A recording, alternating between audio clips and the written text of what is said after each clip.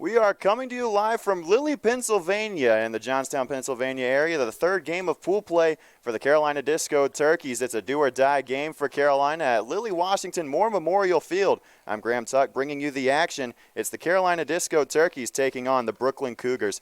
Both teams come into this game at 1-1, and for all intents and purposes, barring some ridiculous scores in the other games today between Maryland State and Youngstown, the winner of this game will be the second seed in Pool C as we advance to the quarterfinals. And we'll show you the standings after 2 out of 3 games played in Pool C. Maryland State is undefeated at 2-0.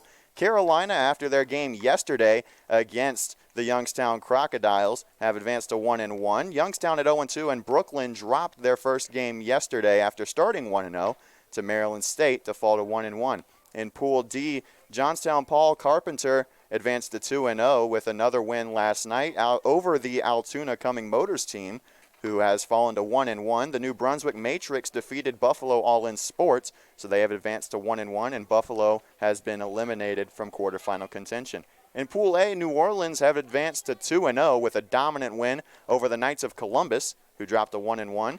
And Johnstown Martellas advances to 1-1 after starting 0-1 with a win over the Brooklyn Sayo Grays, who are also eliminated from quarterfinal contention at 0-2. The Philadelphia Bandits defeated Cleveland yesterday to go to 2-0. Cleveland drops to 1-1. They will play Altoona Johnston in another battle between two 1-1 teams today with a trip to the quarterfinals on the line. And the Zanesville Junior Pioneers dropped to 0-2, and they also have been eliminated. So a lot on the line as we get into the game day gobble. We'll recap the game yesterday for you. It was a tight one, tied 1-1 going into the top of the second after Logan Conklin had a single with 1 out in the top of the first, and then was brought in when Hayden Setzer had a single and put Conklin on third, then stole second. Conklin advanced to score on the throw, and it was 1-0. Then in the bottom of the first, the leadoff man, Brandon Arnold, for the Crocs walked in the first plate appearance of the game, and then an RBI single from Coleman Stolfer brought him in and tied the game at 1 apiece. It stayed that way until the bottom of the third inning when a 2 RBI single from Christian Gabriel brought in the second and third runs for Youngstown, bringing in Stolfer and Williams, making it a 3-1 ball game. Then in the top of the fourth inning, Carolina tied it up again at 3 after Bryson Beber had a single. Dane Stewart walked to put 2 runners on, and then they both advanced to second and third on a wild pitch, and Dino Tharp brought them in on a ground rule double, bringing in 2 RBIs and tying the game at 3. It stayed that way until the top of the sixth inning when Bryson Beber hit a triple to lead off the inning down the left field line, and an RBI single from Dino Tharp, his third RBI of the day to the right side, brought him in, and that was the way the game stayed. 4-3 was the final, Carolina coming out on top on what was a nail-biter down the stretch, a defensive contest, and Carolina a much-needed win to get in the win column for the first time in the tournament, and this is a do-or-die game. As I mentioned, the winner of this game goes to the quarterfinals to get Johnstown's Paul Carpenter Capital Associates, and the loser goes home. We'll start things off with the Foothills Brewing starting lineups presented by Foothills Brewing. Try any of their great craft beer or coffee at any of their 3 Triad locations. Find out more at foothillsbrewing.com. We'll start things off with the home team, the Brooklyn Cougars. They are led off by John Rivera-Vejas, number 11, playing second base. Julian Jaume, the shortstop, bats second, wearing number 3. Joan Peralta behind the dish, bats third, wearing number 15. Number 5, Brandon Prescott, bats cleanup in right field. Daniel Pena, the third baseman, bats fifth, wearing number 4. Ronald Fleshim plays first base, wearing number 16, batting sixth. Number 7 in the order is number 34 on the back of the jersey, Robert Fidel, the designated hitter. Batting eighth is number 24, Brandon Polanco, the center fielder. And rounding out the batting order for Brooklyn is number 2, the left fielder, Luis Reyes. And on the mound for the Cougars is number 10, Matthew Jones. And now for your Carolina Disco Turkeys, led off by none other than Dion Tubbs in center field. Logan Conklin again bats second and plays shortstop. Hayden Setzer, the left fielder today, will bat third. Christian Ezel moves up in the order from 9th to 4th, and he'll play behind the dish today. Bryson Beber again batting fifth, playing first base. Dane Stewart in the sixth hole plays right field. Dino Tharp again at second base, getting the start, batting seventh. John Owen, another start at third base for him. He'll bat 8th. And Chase Locklear getting the designated hitter start again today. He will bat 9th. And on the mound for Carolina today is number 21 from Brevard College, Matthew Scavato. That'll do it for the Game Day Gobble and the starting lineups here on the Carolina Disco Turkeys YouTube channel. We'll take a quick break and bring you the first inning of action in a do-or-die game between the Carolina Disco Turkeys and the Brooklyn Cougars.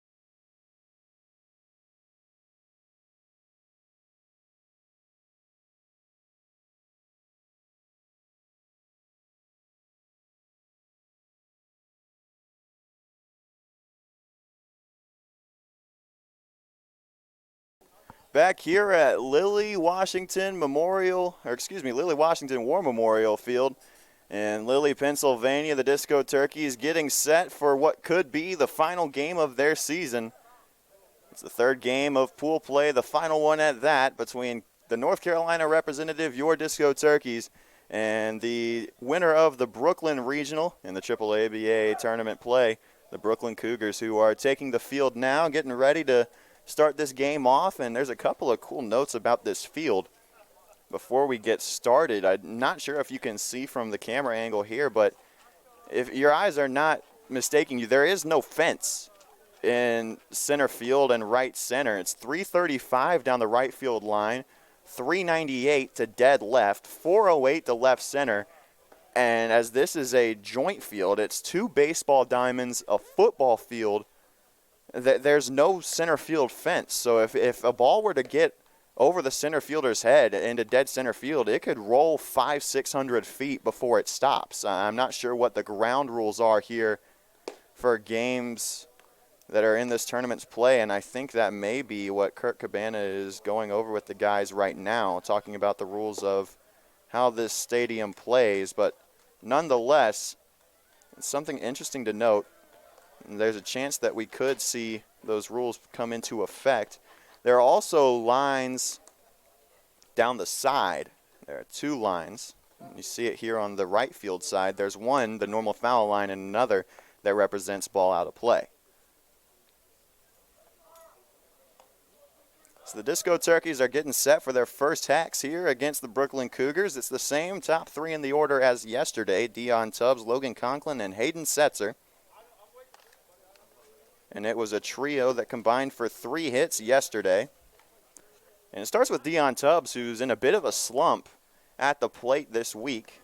He ended the regular season in a game in which he was hitless. He had a 6-game hitting streak going into the final game of the regular season against the Greensboro Yard Goats, and it was snapped at 6, one shy of his season high, which was 7. And if you count that game against the Yard Goats, Dion Tubbs is hitless in his last 3 contests. He's a combined 0 for 9 in the tournament. Yesterday he had one of his worst days at the plate this season. He went 0 for 5 with 2 strikeouts. And on Monday against the Crab Fest, Dion had 3 strikeouts. He went 0 for 4. So we're just about ready to go here. Dion Tubbs set to go. First batter due up for Carolina. And the pitcher for Brooklyn ready to go. It's number 10, Matthew Jones. Corners are playing into Tubbs, and the pitch is outside for ball 1. Tubbs getting ahead in the count early on.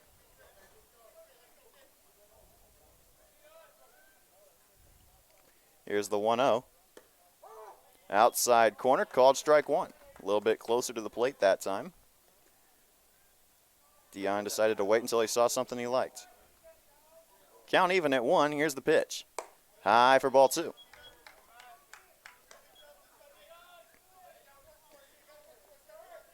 If Carolina is going to advance to the quarterfinals play, you've got to imagine that Tubbs breaking out of a slump is going to play a big part of it. Here's the 2-1. Outside, ball 3. And he's way ahead now. Tubbs has only reached base once in pool play. There was a leadoff walk in the first inning yesterday. Here's the 3-1. Outside, ball 4. Take your base, Dion, the leadoff man aboard for Carolina.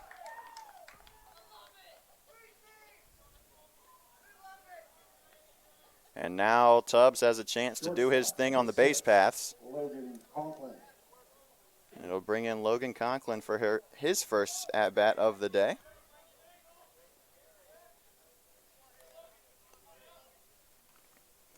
Errors killed this Cougars team yesterday against Maryland State. They made 10 of them.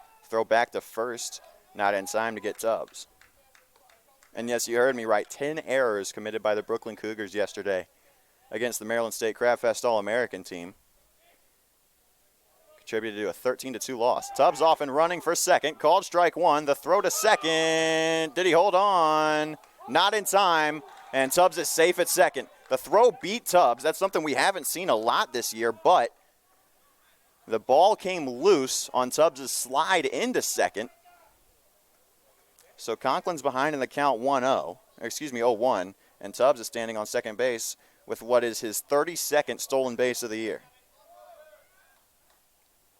0-1, Conklin squares to bunt. Did he pull back? Yes, he did. It misses for ball one.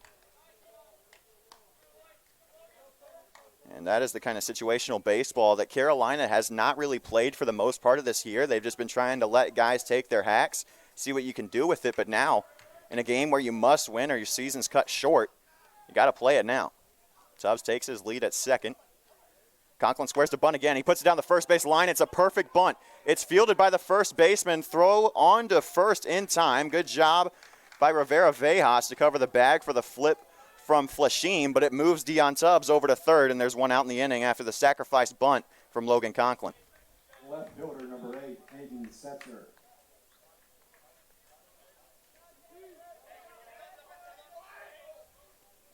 It'll bring in Hayden Setzer,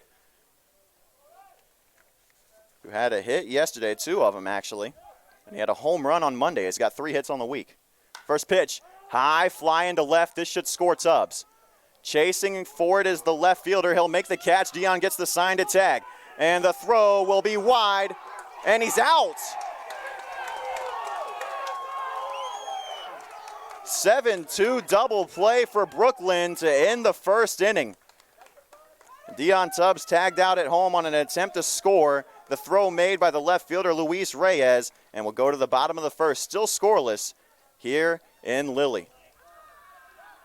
For North Carolina, in the top of the first, no runs, no hits, a walk, a stolen base, and no one stranded. Raced on the 7-2 double play. For the half an inning, it's the Disco Turkeys nothing. The Cougars coming back.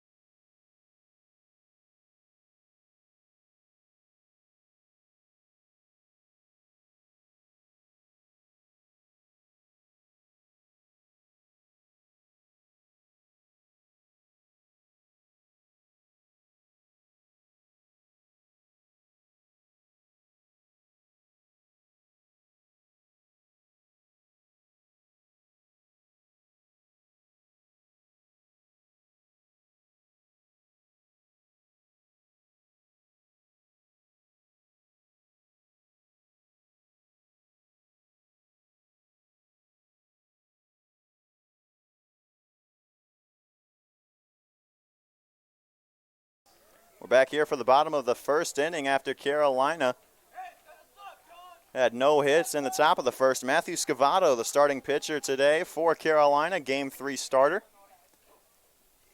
Jesse started Game 1, Owen started Game 2. Squaring to bunt is Rivera-Vejas on the first pitch. He pulls back, but it's in the zone, called strike 1. Scavato has a sub-3 ERA in his last season at Brevard. That one's grounded to the right side, and it'll be picked up on a hop by Tharp. Throw to Beber in first, at first in time for out number 1. It's a good start to the game defensively for Carolina. It to some extent kills a little bit of the momentum that Brooklyn gained at the end of the top of the first. With a 7-2 double play to end the inning, Dion Tubbs tried to tag from third on a fly ball to left and was tagged out at home. Julian Jaume set to take his first hacks. Two-seamer in the zone, called strike one. Scavato, another lefty in the Carolina rotation. Here's the 0-1. Miss is just a little bit high, and the count's even at one apiece. John Owen playing third base today after throwing 122 pitches through 7 innings yesterday. Here's the 1-1. That one's high again, ball 2.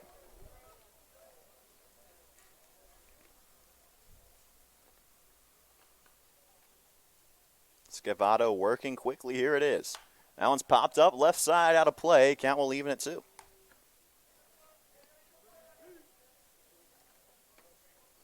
And this is a Carolina team that has everything to play for. It's win or go home for the Disco Turkeys and the Cougars both. Here's the 2-2. Swing and a miss, strike 3, first K of the day for Scavato. It comes on a heater that was high and probably ball 3, but he got Jaume to go after it, and it's out number 2. Number 15, catcher Juan Peralta.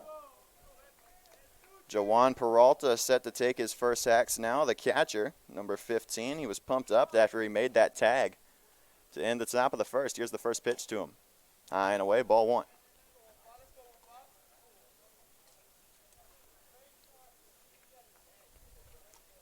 Don't expect Scavato to have as long an outing as Owen did yesterday.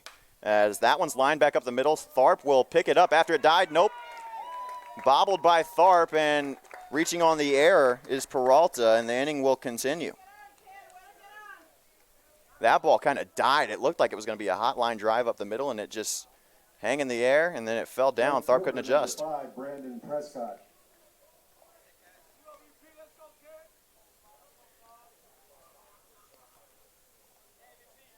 So the inning stays alive for Brandon Prescott, the cleanup man.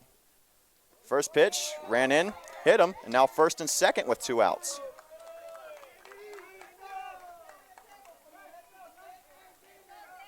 So there's a runner in scoring position for Daniel Pena, the third baseman. Daniel Pena.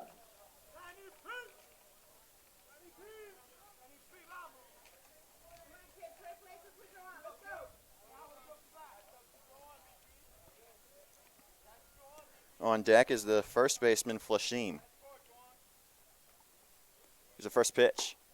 Bottom of the zone, called strike 1. Good fastball there from Scavato. He's up to 10 pitches in the inning now. Nearly escaped the inning with 8 pitches. Here's the 0-1. To the right side, that one's going to get through. Tharp was playing up the middle. Stewart will field it in right. Being waved around is Peralta. The throw to the plate in time, and the tag applied, and that's out number 3. So both the top and the bottom of the first end with a tag at the plate, and we go to the second scoreless. That's a big out number 3. What a throw from Stewart, who's having himself a tournament so far. We're going to go to the second, still tied at 0 here in Lilly.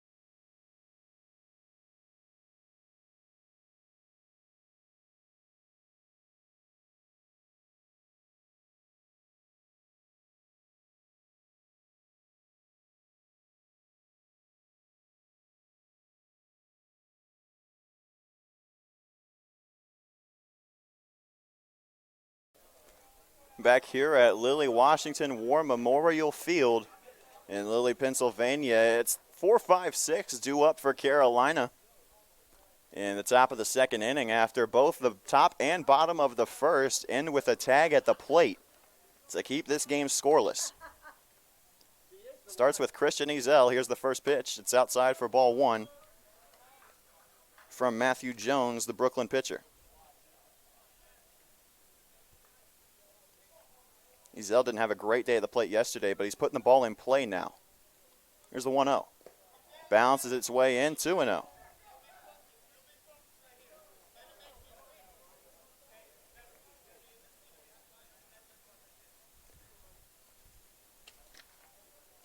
Through 4 plate appearances, Jones has not started a count ahead yet. Here's the 2-0. Right over the heart of the plate, good fastball. Ezel offers at it, but it's a whiff for strike one.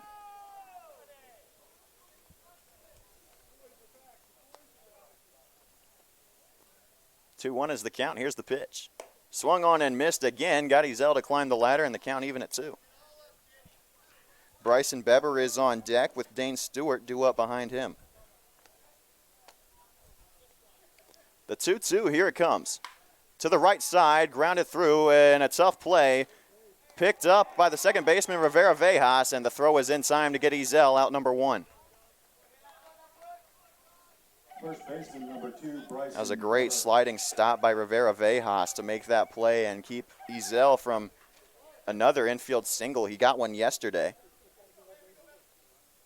They'll bring in Bryson Beber, who has been one of the better offensive players in this tournament so far for Carolina. He's got 4 hits through the first 2 games. That's most on the team. Here's the first pitch. Top of the zone, called strike 1.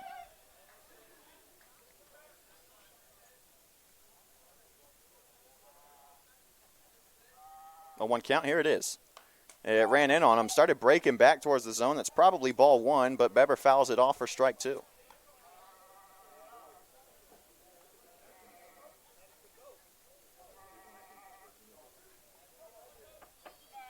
Count 0-2 to Bryson Beber with 1 out, nobody on. Setting up outside, here's the pitch. High and away, ball 1.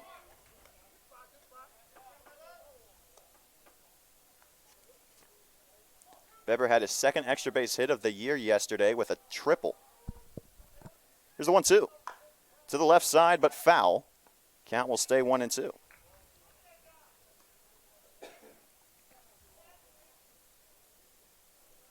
Jones is putting in work on the mound right now. Here's the 1-2. Swing and a miss on a ball that Beber knew he chased and probably shouldn't have. It's strikeout number 1 on the day for Jones, and it's out number 2 in the inning. Right fielder, number 14, Dane Stewart. So it'll bring in Dane Stewart, who made that throw from right to end the bottom of the first and keep us scoreless. First pitch, low and away, ball 1. Stewart drew 3 walks yesterday. He finished the game 0 for 1 with a line out, but he scored a run. He'll take that one again. Great discipline still on display from Stewart this week, and it's 2-0. Stewart had 2 hits, 2 of the 4 for Carolina on Monday against Maryland State. Here's the 2-0. Inside, ball 3, and he's way ahead now. Got to imagine with 2 outs and nobody on, Stewart's taking all the way, but hey, you never know. Dino Tharp on deck. Here's a 3-0 pitch. Swung on and back up the middle, picked up by Rivera Vejas, and the throw to first in time, out number 3. So the Disco Turkeys go 3 up, 3 down for the second consecutive inning. Still hitless as we go to the bottom of the second inning and scoreless as well. It's 0-0 at Lilly Washington War Memorial.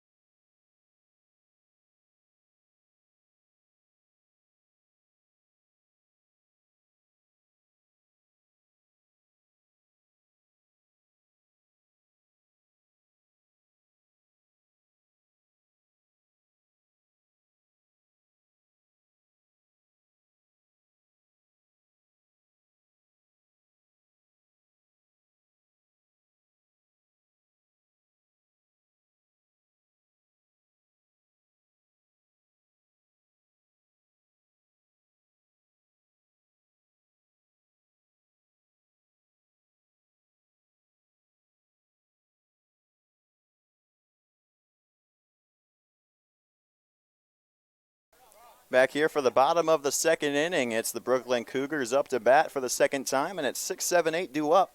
Starts with the first baseman, Ronald Flashim. Scavato back on the mound for his second inning of work. Only 11 pitches in the first. That's an off-speed. That's a good take from Flashim. It's high for ball one. Scavato wanted that one to break back into the zone, but didn't quite get the call. 1-0 pitch. Grounded to the left side. Conklin will have to play the hop. It took him back across his body. Throw to first in time. A good stretch from Beber. Makes it out number one. Now batting for Brooklyn, designated hitter number 34, Robert Fidel. Can't tell you the amount of times that Bryson Beber has bailed out his infield with a good stretch or a pick out of the dirt. One of the defensive studs that Carolina has found themselves with this season. Here's the first pitch to the DH, Robert Fidel. It's low for ball one, bounces its way into home plate.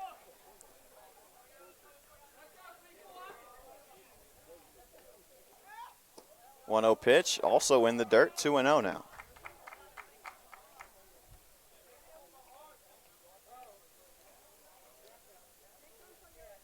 2-0 from Scavato.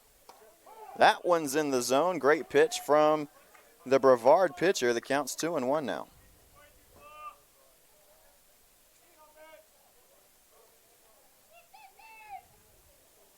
Two-one pitch. Here it is.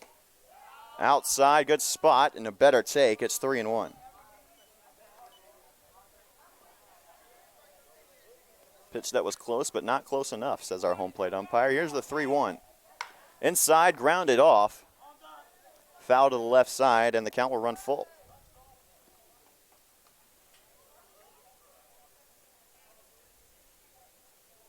First full count of the day.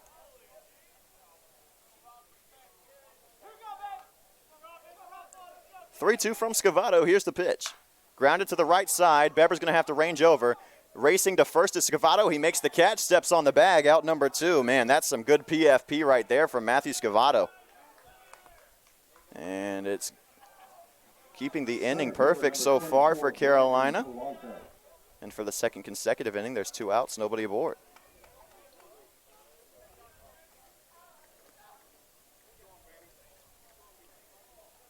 It'll bring in Brandon Polanco, not Robert Fidel, excuse me. And the first pitch to Polanco is outside for ball one. Pitch number 20 for Scavato.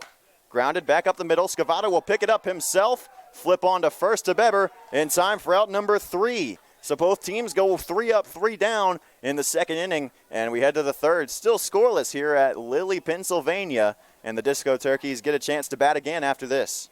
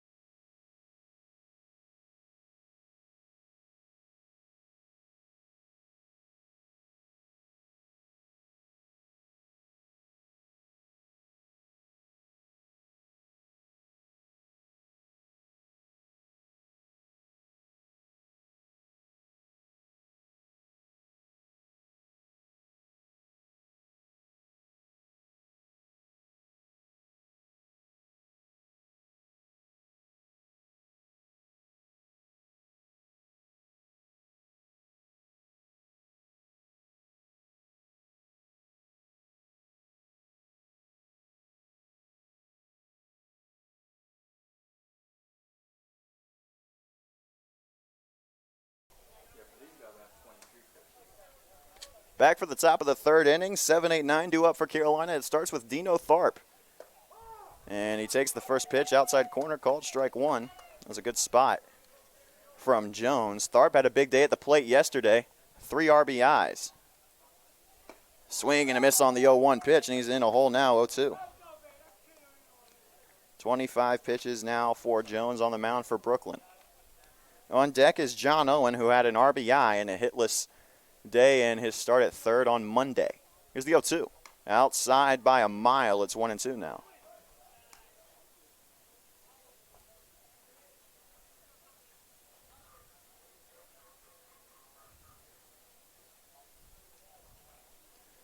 One, two, inside, grounded back up the middle. That one, a diving stop, and the throw to first. What a play from the shortstop, Jaume. It's in time for out number one. I thought for sure that was going to be the first hit of the day for Carolina, but Julian Jaume had other ideas. It's out number one in the third. Third baseman, number 31, John Owen. And Dino Tharp gets robbed of a hit on an 0-2 count, a 1-2 count.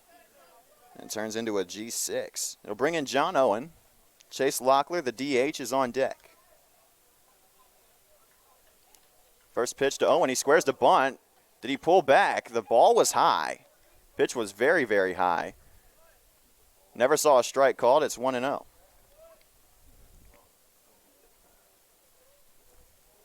Wasn't sure if Owen pulled back in time, but it appears that he did. 1-0 count to the third baseman. That one's low and away. John Owen's ahead 2-0 now.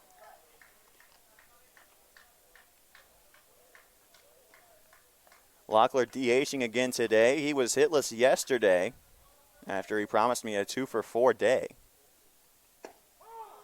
2-0 pitch breaks its way back into the zone from the inside corner, and it's 2-1 now. Locklear got moved down in the order, try to get him some more fastballs. Here's the 2-1. Outside, ball 3. John Owen in a hitter's count now.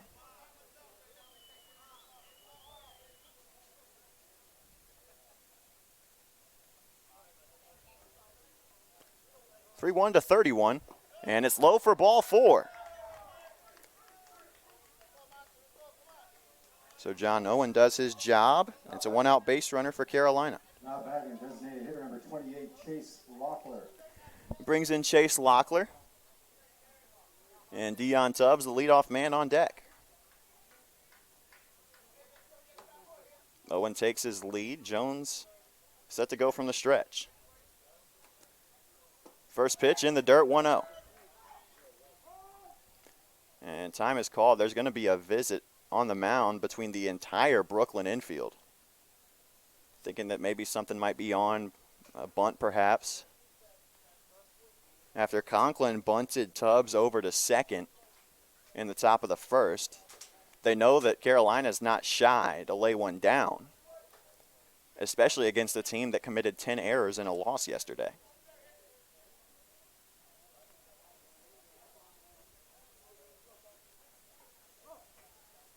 I need at least one hit from you today, Chase. You promised me 2 yesterday. Here's the 1-0. It looked like a called strike on a ball that must have just gotten the outside corner. The count even at 1.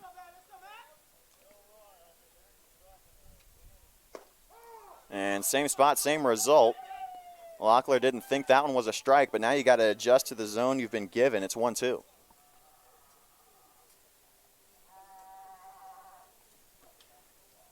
And until Jones gets a different call, he's going to live on the outside corner, you got to think. 1-2 pitch. Outside again, and Locklear goes after it, and it's out number 2. Center fielder number 3, Dion Tubbs. Second strikeout of the day for Jones on the mound. It brings up Dion Tubbs, who walked his first time up.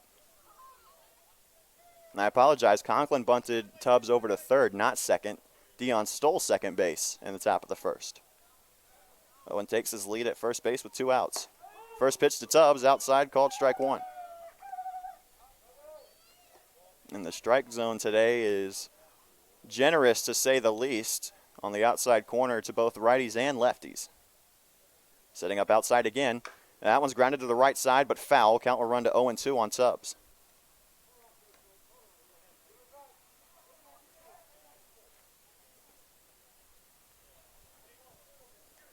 Both teams still looking for their first run of the ball game.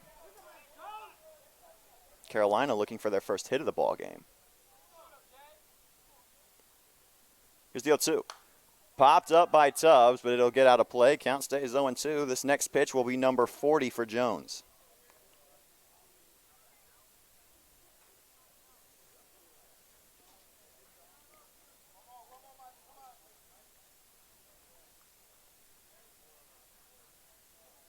Here's the 0-2 again. Outside and in the dirt, it's ball 1.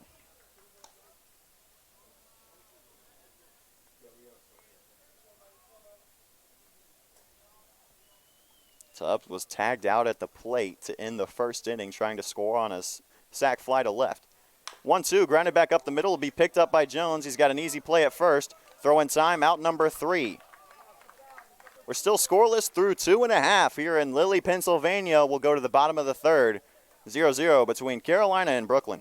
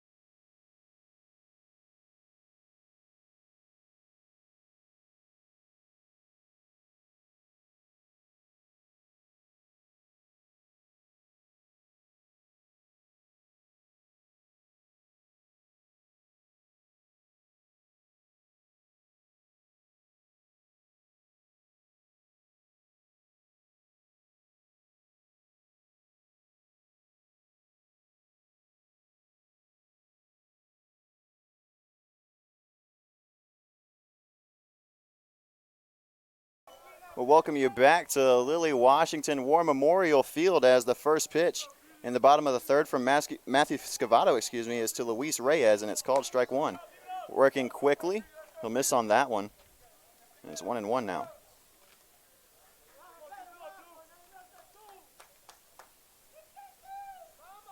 One pitch from Scavato. Breaking ball back in the zone, called strike 2.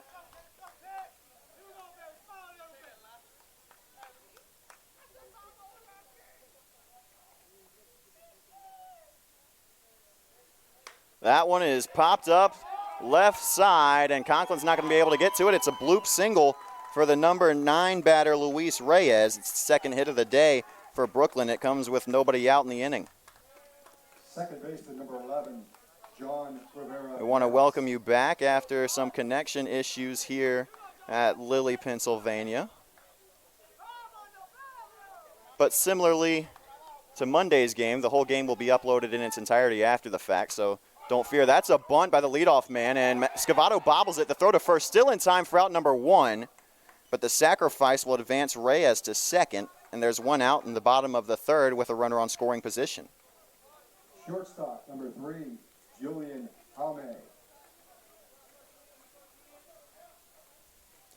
It'll bring in Julian Jaume with one out and a runner on second.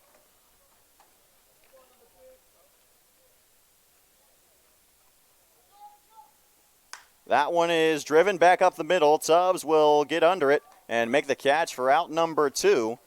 And Reyes won't be able to do anything with it, so a line out for Jaume is the second out in the inning. Catcher, number 15, Juan Peralta.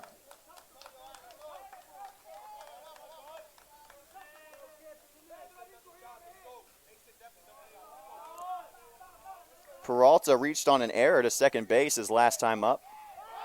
A turn back from Scavato will keep Reyes in check at second.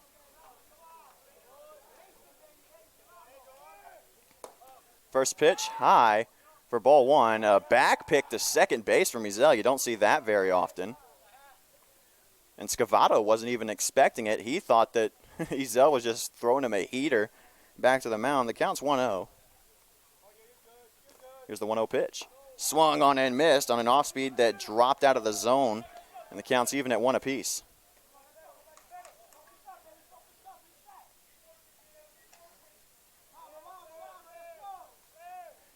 That one's fouled off to the right side.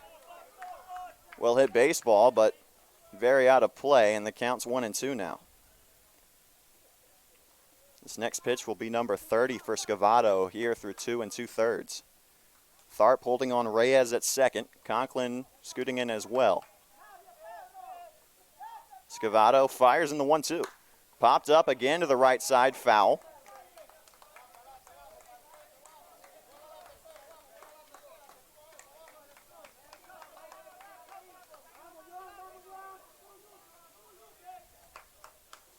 Count will stay 1-2.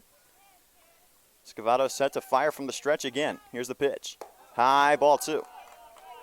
Good job from Ezel to pop up and grab that one. As Reyes is not shy on the base pass. He's ready to get to third. 2-2. That one's in the dirt. Ball 3, count full now.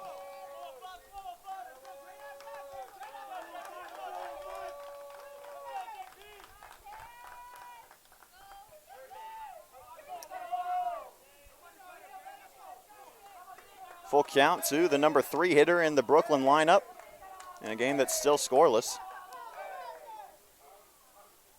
Here's the pitch. Popped up on a ball that was outside. Conklin and Owen converging. Owen's going to call everyone off, and he dropped it.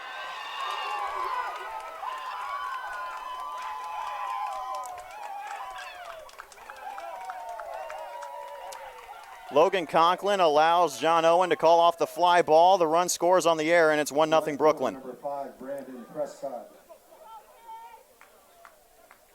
Second time today that Peralta has reached on an error.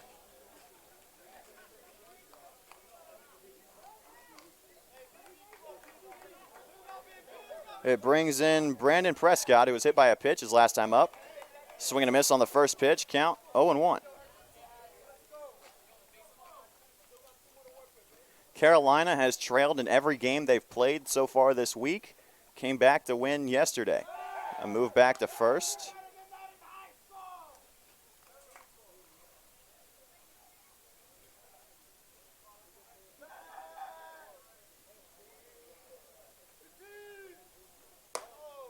That one's high for ball 1. Going back to that pop up to the infield, if you're Conklin, you're the shortstop, you're controlling the infield, you got to call that one off yourself. That one's high and in. It'll make the count 2-1. 2 errors in the game so far for Carolina, both of them forced by Juwan Peralta. That one's popped up as well.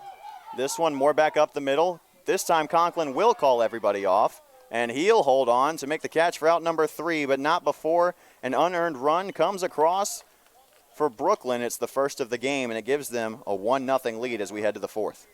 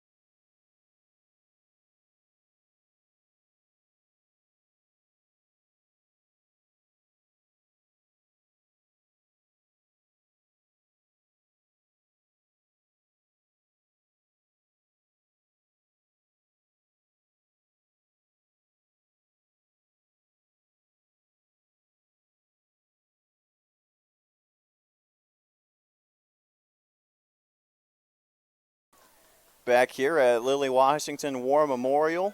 For the top of the fourth inning, Carolina has allowed the first run of the ball game. It scored on a dropped pop-up to third base by John Owen. But only the one comes across. It's a one-run deficit for Carolina. Logan Conklin set to start things off. First pitch, outside corner, called strike one. I tell you what, Carolina has got to adjust if Jones is going to keep hitting that spot. Here's the 0-1. That one's much farther outside and counts even at one. Chase Locklear on his strikeout in the third inning had to chase on a pitch that was pretty outside. After two called strikes on the outside corner. Here's the 1-1. That one was a bit off the plate, but it's called strike two. Here's a 1-2 pitch. That one is a two-seamer that breaks back towards the plate. And Conklin, a good job to foul it off. Count will stay 1-2 for the time being.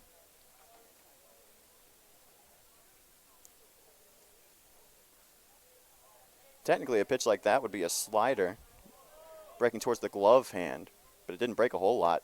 Called strike three, and that was a great pitch from Jones, and it's out number one. Left fielder number 8, Hayden Setzer. For Jones, that is the third strikeout of the day so far here in the fourth. Brings in Hayden Setzer, who flew out to left his last time up.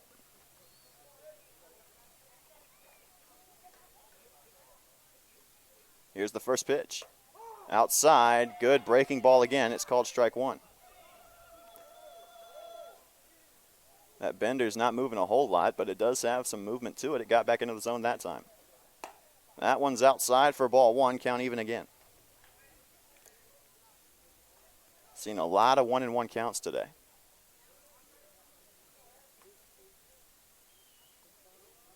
Here's the pitch. That one is lined into right center. This one is going to drop, and the right fielder's burnt. This one's going to be at least two for Setzer. He's heading for second. He's rounding second, heading for third. Hayden Setzer, and he's going to have to slide. Setzer in with a leadoff triple, and the ball gets away. He's going to be awarded home plate. Hayden Setzer with a triple, and he scores on the throwing error. It's 1-1.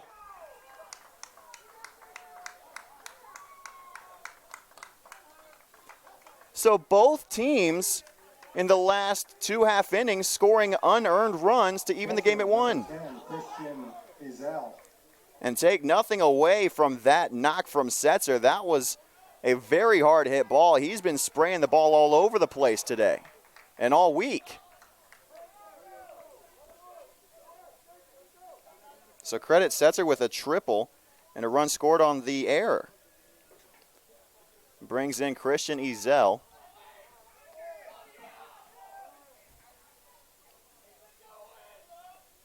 And the dugout has life now. That first pitch taken low and away, ball one.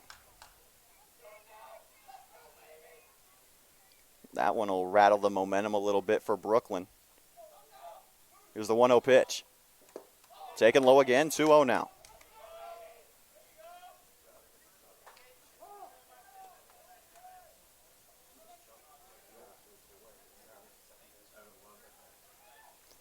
The error was made by Rivera Vejas, who took the cutoff throw from right field and airmailed the throw to third.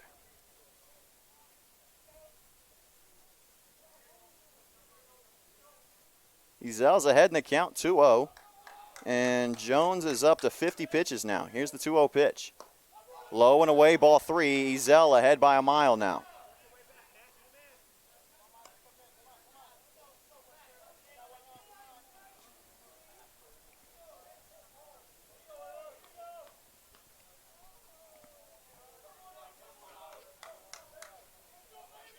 Can hear the dugout for Carolina getting into it now. Here's the 3-0.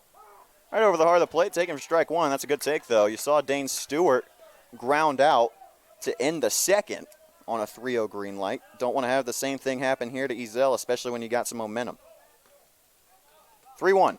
Swing and a miss on a ball up in the zone, and it's full.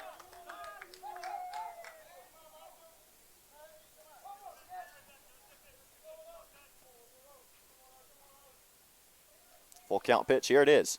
Swung on and missed by Ezel. And Jones comes back into the count.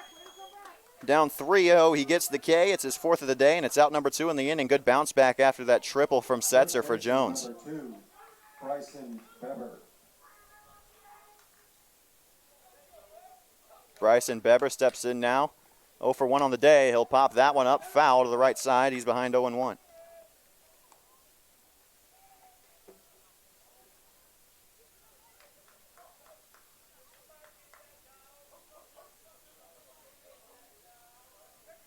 A 1 pitch, low and away for ball 1.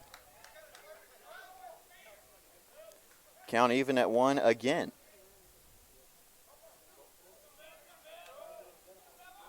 Here's a 1-1 pitch. Outside, ball 2.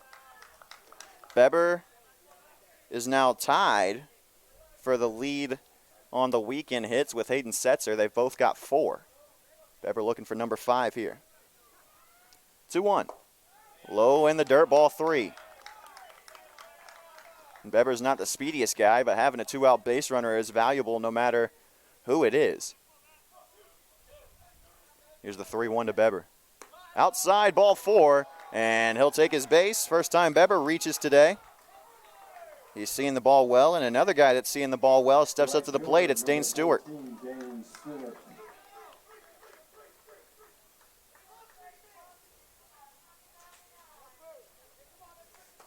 So still 2 outs in the inning, and the Disco Turkey right fielder stepping up to the plate. This next pitch will be number 60 for Jones. From the stretch he fires. It's low for ball 1. And both of these dugouts are getting rowdy now. This is a game that both of these teams have to have if they want to avoid a long drive home tomorrow. 1-0 from Jones. Held off on by Stewart. And the umpire says it's a bit high. 2-0 is the count.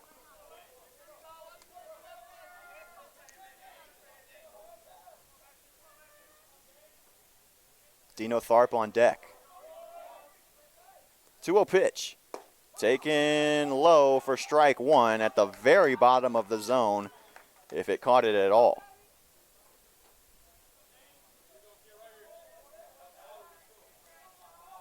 Two 1 is the count. Here's the pitch. That one's much lower. It's in the dirt.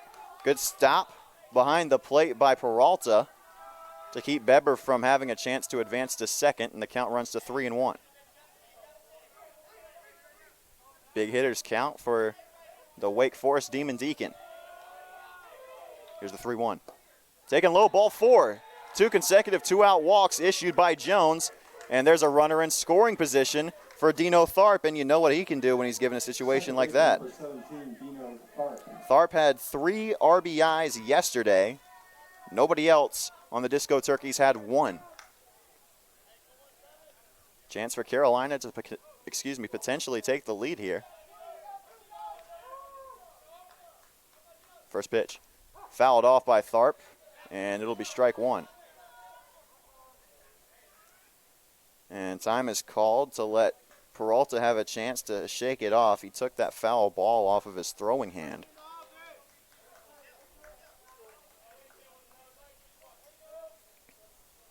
Beber on second, Stewart on first.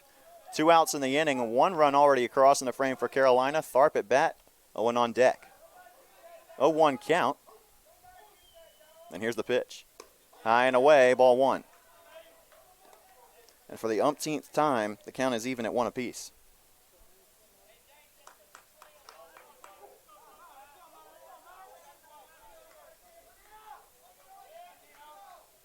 One count, here's the pitch. Good off speed, got Tharp to offer at it, and it's a swing and a miss for strike 2. Tharp probably thought that one was going to break a lot farther than it did. I did too. But it ended up never coming back into the zone from above. Count 1-2, 2 outs. Here's the pitch. Swing and a miss, strike 3. Brooklyn gets out of the inning with only 1 run across. It was unearned, but Hayden Setzer with a triple, scoring on a throwing error on a ball out of play, and it'll even the game at 1 apiece as we go to the bottom of the 4th. Tie ball game, and for Brooklyn, it's 5-6-7 due up when we come back.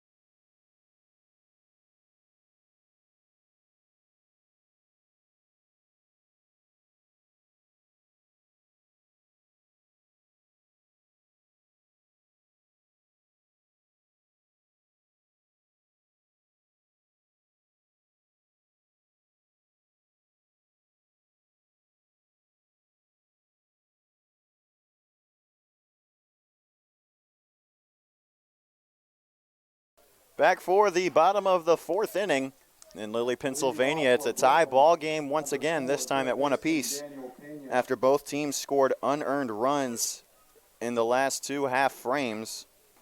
The Cougars pushed across one in the bottom of the third, and Carolina got it back in the top of the fourth. First pitch from Scavato to Pena. Burns it in there, but it's a bit low for ball one. That's pitch number 40 now for Scavato. 1-0 pitch. That one makes it into the zone. Made the adjustment. The count even at 1.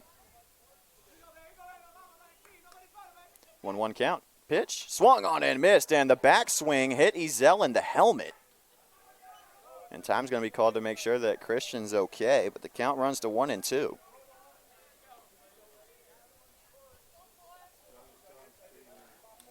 On deck is Ronald Flashim, who's 0 for 1. Pena at the plate's 1 for 1 today. Here's the pitch. Grounded to the right side. This one might get through. Tharp's going to have to hustle. He'll field it, throw on to first, and the slide makes Pena in time. Look at the hustle play from number 4 in white. It's an infield single. He's now 2 for 2. That was a tough play for Tharp. He had a lot of space to cover in that 3-4 hole. He got to it, just couldn't make the throw in time. So now a runner on first and nobody out for Ronald Flashim, who grounded out the short his last time up. Throw back to first, not able to be picked by Beber, and with no fencing, second base is going to be awarded to Pena. And Carolina's lucky that that line is there, because if that ball was playable, no matter where the ball ended up, Pena's taking at least third, because that ball got away from Beber by a long shot. So now with nobody out, a runner in scoring position for Brooklyn. And they're going to award Pena third.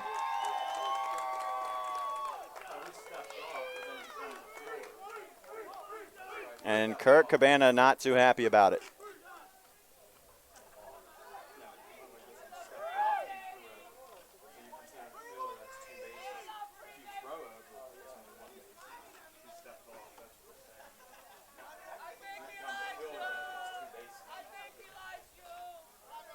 And John Owen has joined the conversation with Cabana and the two umpires.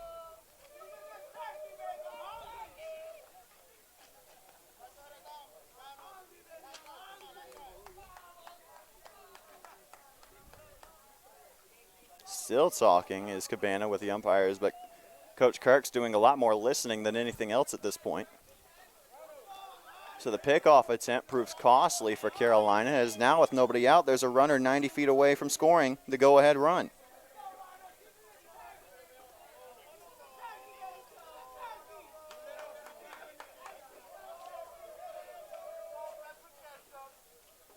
Here's the first pitch to Flashim. It's popped up, left side, out of play. Strike one. He's made contact on every pitch he's seen. Here's the 0-1. Outside, good take, ball one. On deck is Robert Fidel, who grounded out to first base his last time up. 1-1. Swing and a miss by Flashim on a good off-speed, and the count's 1-2. What a great changeup that one was.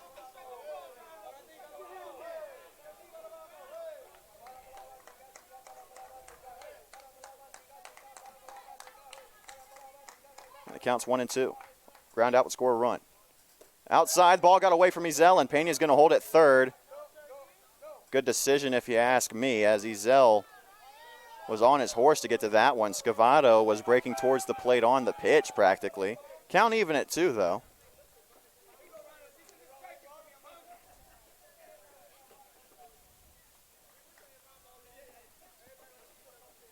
Nobody out, runner on third. 2-2 pitch. Outside corner, man. That has been strike 3 all day long, but not getting the call that time is Scavato, and the count runs full.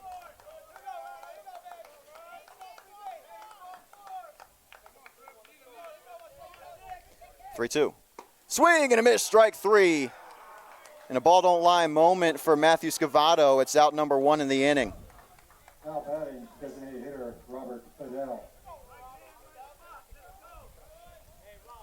He sends Flasheen down on strikes. It'll bring in the right-handed bat, Robert Fidel. First pitch to the DH.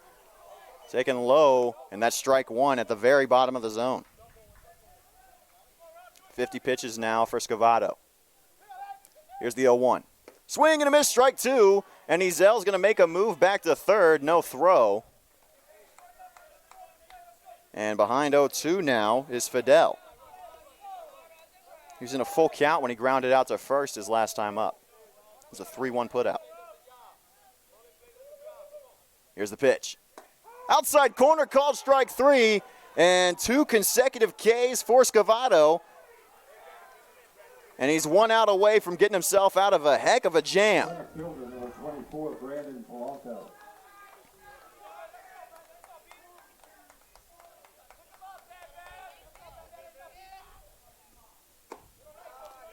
First pitch taken for a ball.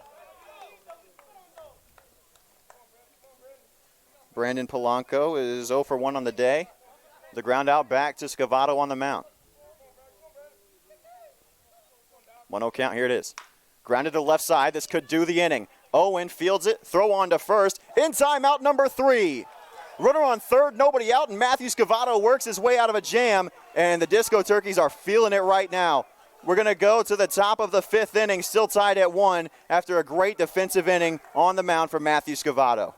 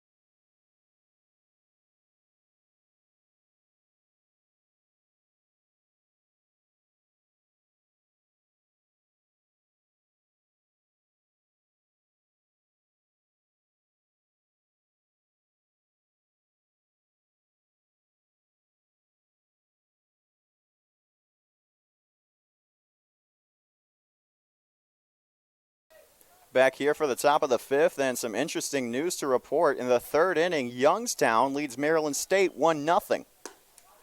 As the first pitch to John Owen, and to start the top of the 5th is taken outside for ball 1.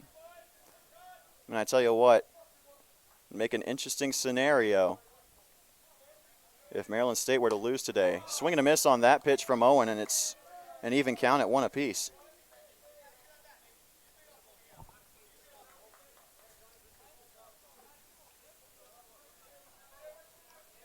Here's the 1-1 to Owen. Swing and a miss again, and it's strike 2, 1-2 count now. 72 pitches now for Jones on the mound for Brooklyn. Nobody up in their bullpen yet. Here's the 1-2. Outside, ball 2.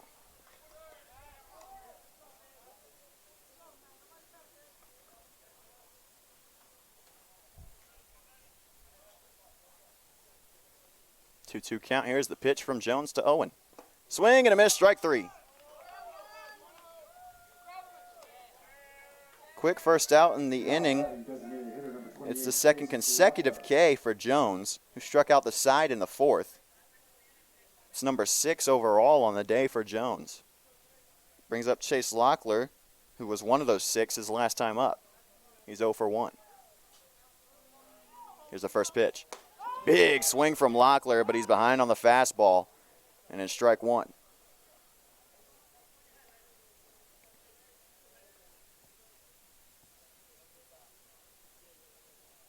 Oh, 1 count. Here's the pitch. taken upstairs that time, and the count even at 1.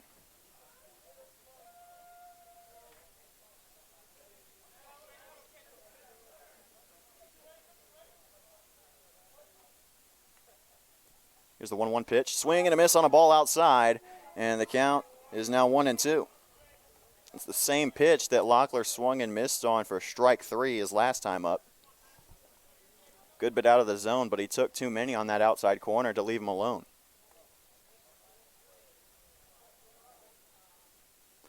Here's the 1-2. Swing and a miss again, and it's 3 straight Ks now for Jones. Second of the day at the plate for Locklear, and there's 2 outs in the inning now. Center fielder number 3, Dion Tubbs. They'll bring in Dion Tubbs, who's 0 for 1 on the day, 0 for 10 on the week. He has drawn 2 walks. That one's upstairs for ball 1 to Tubbs. Approaching 80 pitches now as Jones. 1-0. Big cut from Tubbs, but he fouls it off, count even at 1.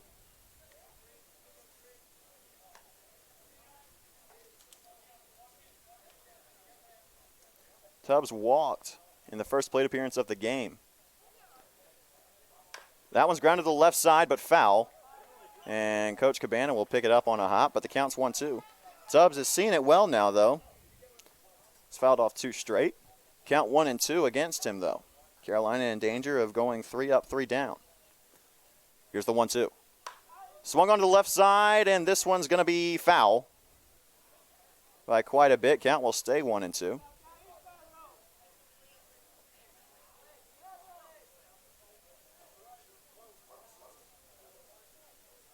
Tubbs got a bit on that one. Here's the 1-2. Grounded shortly to the left side. Tubbs is going to have to run this one out, and the throw not in time. It's an infield single for Dion Tubbs. And that might be just what the doctor ordered for Carolina, and specifically Dion Tubbs, his first hit of the week. It comes with 2 outs and nobody in front of him on the base paths. Shortstop number 6, Logan Conklin. Overall, that's Tubbs' 33rd hit of the year. And it brings in Logan Conklin. Tubbs already 1 stolen base on the day. Let's see if he goes for 2. First pitch to Logan Conklin. Big cut from number 6 in blue, and he's behind 0-1 after whiffing on the fastball.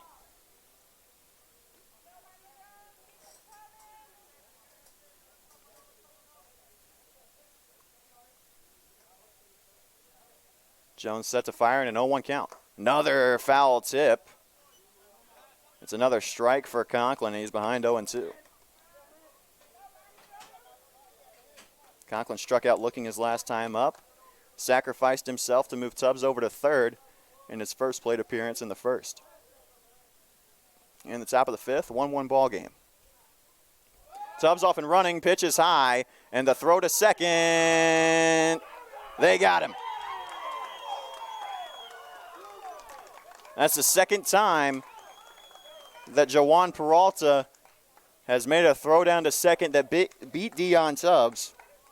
The ball got away from the second baseman the first time around, not that time, and it's out number 3. So Conklin's plate appearance gets cut short, and we will go to the bottom of the 5th, still tied at 1 here in Lilly.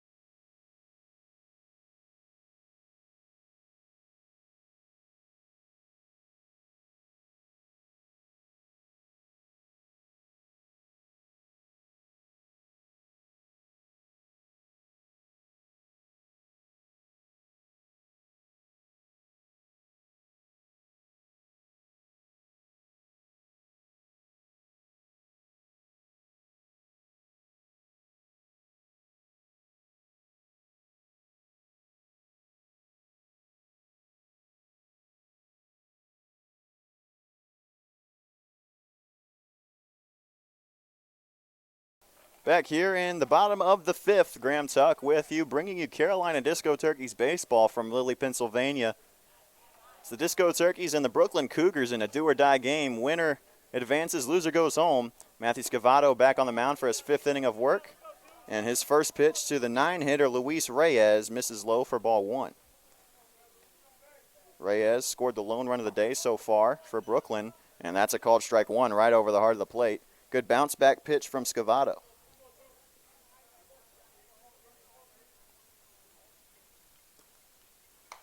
Fouled back off the backstop, and Reyes is behind 1-2.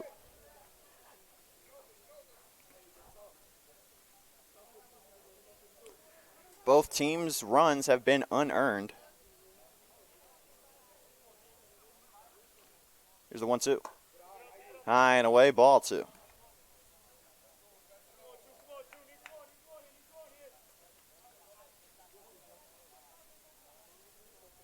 Two-two count. Here's the pitch from Scavato. Off speed, grounded back to the right side. Scavato will pick it up with the bare hand. Throw on to first. In time for out number one. Matthew Scavato pumped himself up in that last half inning. Second baseman, number 11. Defensively speaking, Pena, the number 5 hitter for Brooklyn as the lineup card flips over, led things off with a single, and a pickoff attempt from Scavato got away from him. They warded Pena all the way to third base, and Scavato struck out two, got a ground out to end the inning, and no more runs across. That one's grounded to the left side. Owen won't be able to pick it up on the backhand, and it's going to get away.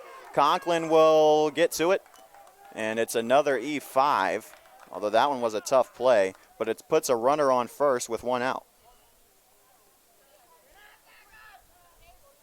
Shortstop, number 3, Julian Jaume. Julian Jaume stepping into the box. He's 0 for 2 so far today.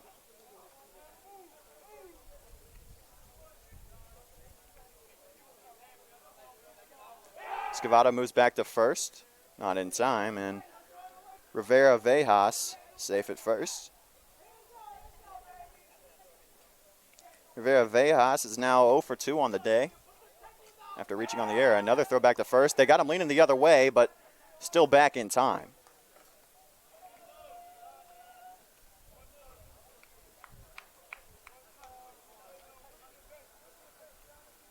And Jaume's going to step out. He struck out in the first and lined out to center in the third. Another throw back to first, and time was never concluded after Jaume called it at the plate. Signals to resume play never came. First pitch to Jaume, it's grounded to the right side. This could be two. Tharp loses it in his feet. He's still got the play at first, and he'll make the throw in time after a good stretch from Beber for out number 2. But advancing to second base on the ground out is Rivera Vejas. So now another runner in scoring position with 2 outs. Number 15, catcher Joan Peralta. So Joan Peralta, who's reached on an error twice in both of his 2 at-bats, is coming up to the plate with a runner on second. First pitch, fouled off, and the count's 0-1. Nobody up in the bullpen yet for Carolina. Zane Beaver is expected to be the first one out of the pen for the Disco Turkeys. Count is 0-1 to Peralta. Off speed, just missed the inside corner. Good pitch from Scavato. Better take from Peralta. Count even at 1.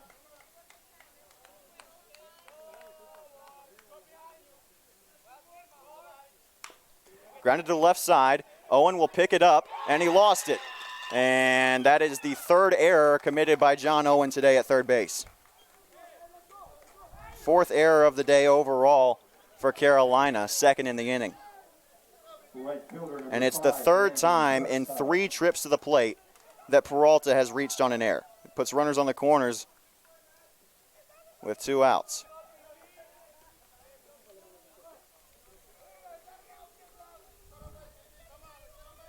Prescott comes up. First pitch is low for ball 1. Off and running for second was Peralta, and he won't draw a throw, so now runners on second and third in a 1-0 count. You got to wonder if we'll be seeing the transition to Zach Bryant soon at third. 1-0 is popped up to the left side, and it's out of play. And the count's even at 1.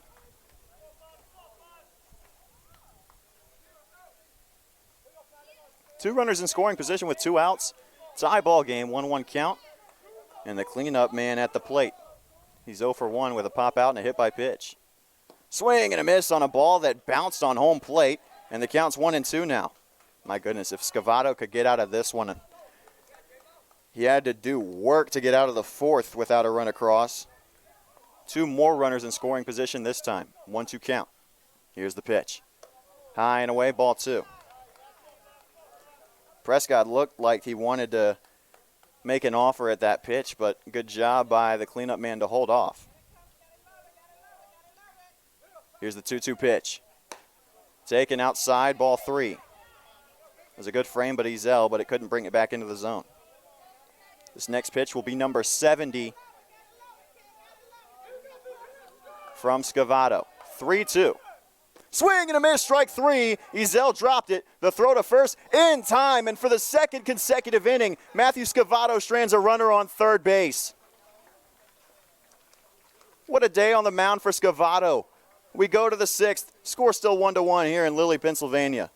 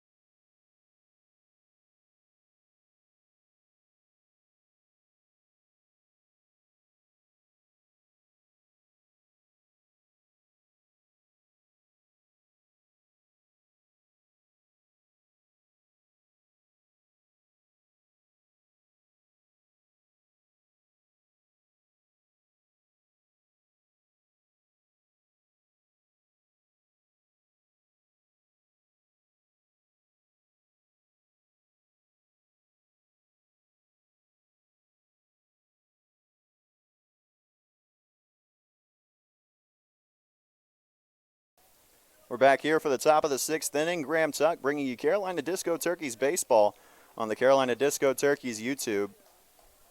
We're here in the top of the 6th inning.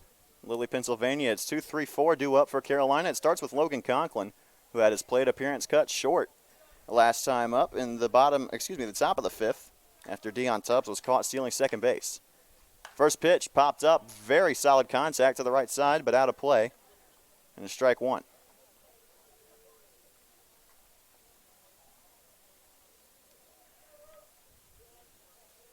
Here's the 0-1 pitch. Taken outside, ball 1. It seems like the strike zone has shrunk as the game has gone along. Corner is not so lenient to pitchers anymore. Here's the 1-1. That one's high for ball 2.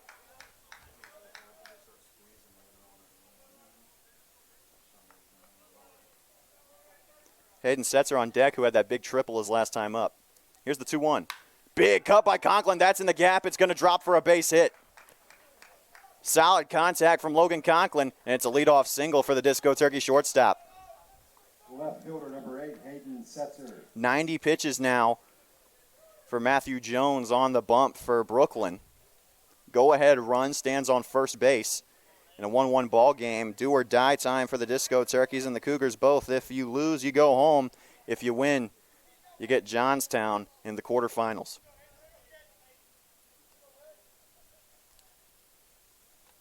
Here's the 1-1. Excuse me, not the 1-1. First pitch to Setzer. It gets away from the backstop Peralta in a 1-1 ball game, and Conklin now stands in scoring position.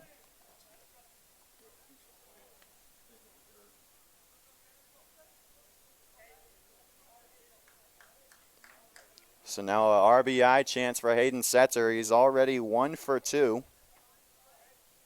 with a fly out and a triple, as well as the lone run scored.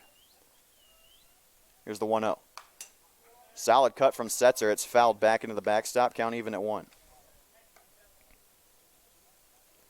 Matthew Scavato on the mound for Carolina in the last 2 innings of work has stranded 3 runners, all of them in scoring position.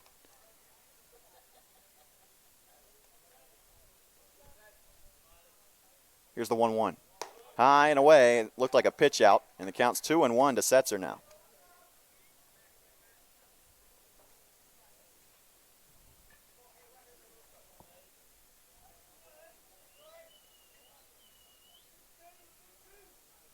Christian Ezel on deck. Conklin on second. 2-1 to Setzer. Outside, ball 3. You got to wonder if maybe they're pitching around him now. They must have heard about the week that Setzer's been having at the plate. And after that triple, they've seen it in action. –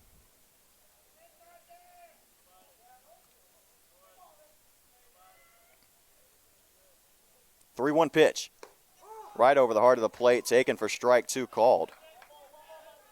Bit of a curious take from Setzer. You got to figure a guy like him swinging away on a pitch like that in a 3-1 count. But nobody out in the inning, full count. Go ahead run on second base in the top of the 6th.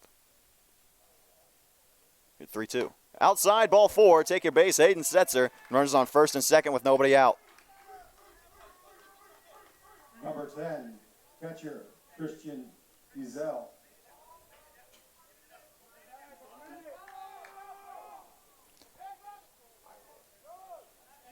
4 walks now.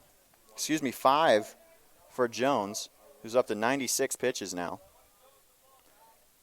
And Christian Ezel at the plate with runners on first and second. Here's the first pitch. Squares the bunt. It's to the left side. It's going to drop. This one might be a base hit for Ezel, and it will be. Well, what do you know? Bases loaded. Nobody out in the top of the 6th inning after an infield hit from Christian Ezel. It's his second in as many games. First baseman, number 2, Bryson Beber. Second infield hit in the last 2 innings for Carolina. It brings up Bryson Beber with a chance to be the man of the hour for Carolina. Nobody out. Runners on every base. Infield is entirely in. Ducks on the pond for the Disco Turkey first baseman. Here's the first pitch. Outside, ball 1.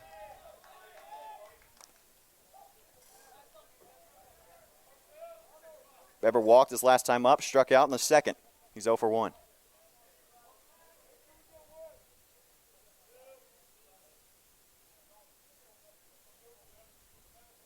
Here's the 1-0. Line to the right side. That one gets down the line. It's going to be at least 2 RBIs for Bryson Beber. Conklin scores. Setzer scores. Ezel's held at third. And Bryson Beber with a 2 RBI double to make it a 3-1 lead for Carolina. Biggest time of the year, biggest week of the year, biggest game of the year, and the biggest hit of the year for Bryson Beber. Number 14, Dane Stewart.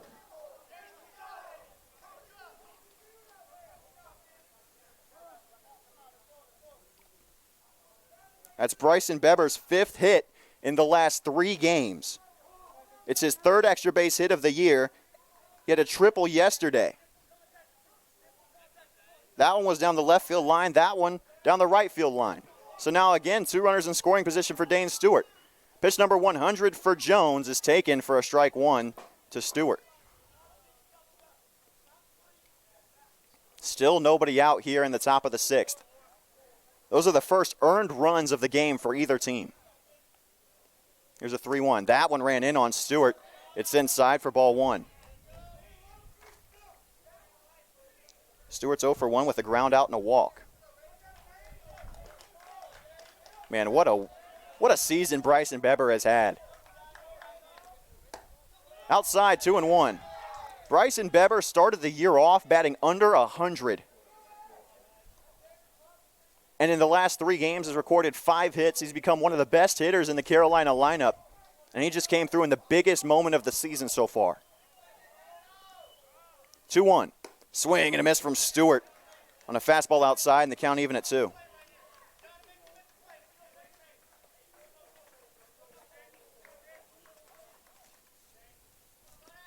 2-2 count.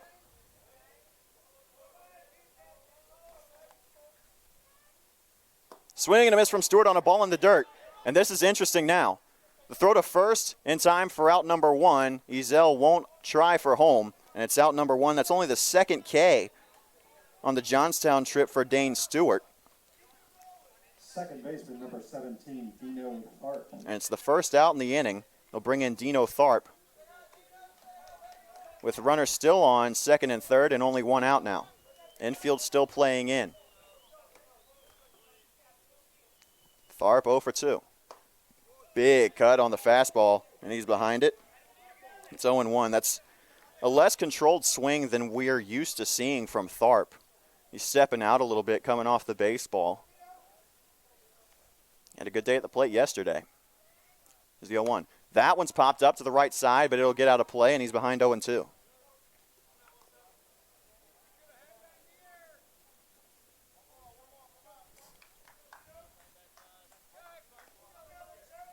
There is finally action in the Brooklyn bullpen. Get your number when we have it. 0-2 count to Tharp. Outside, ball 1.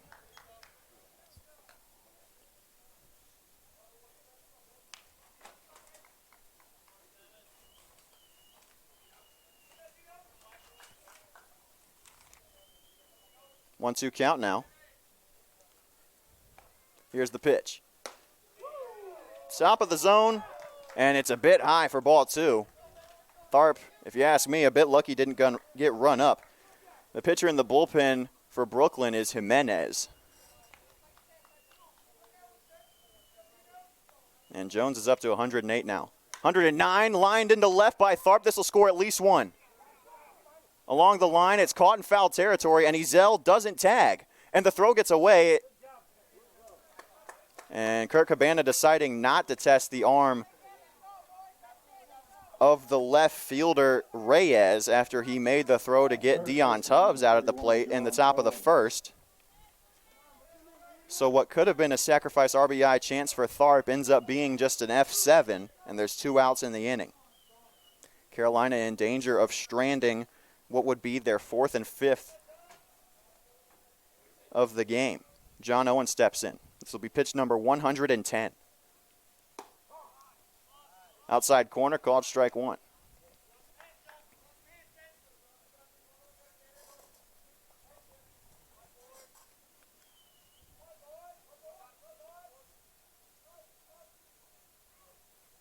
In the dirt, and Ezel's not going to offer for home plate. You got to think that his ankle's still a little bit hindered after he rolled it on first base in the game against Maryland State on Monday. This backstop is also fairly short. So Cabana might have held whoever was on third base in that situation. Count 1-1 to Owen. The pitch. Fouled back by number 31, and the count's 1-2. Owen is 0 for 1 with a strikeout and a walk. He was stranded on first in the 3rd inning. Struck out in the 5th. Here he is in the 6th. RBI chance. He's already got 1 on the week. Looking for his first hit, though. Here's the pitch. Off speed outside, and it's ball 2.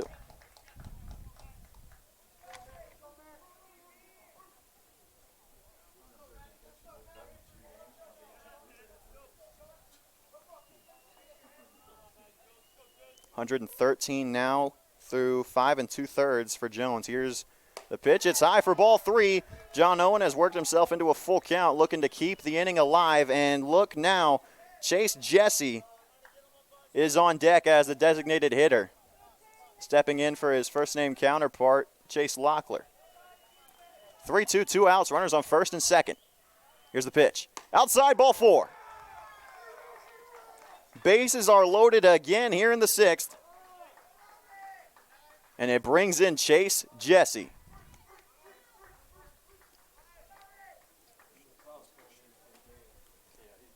And that'll do it for Jones. They were going to try to let him get the final out, but unable to do so.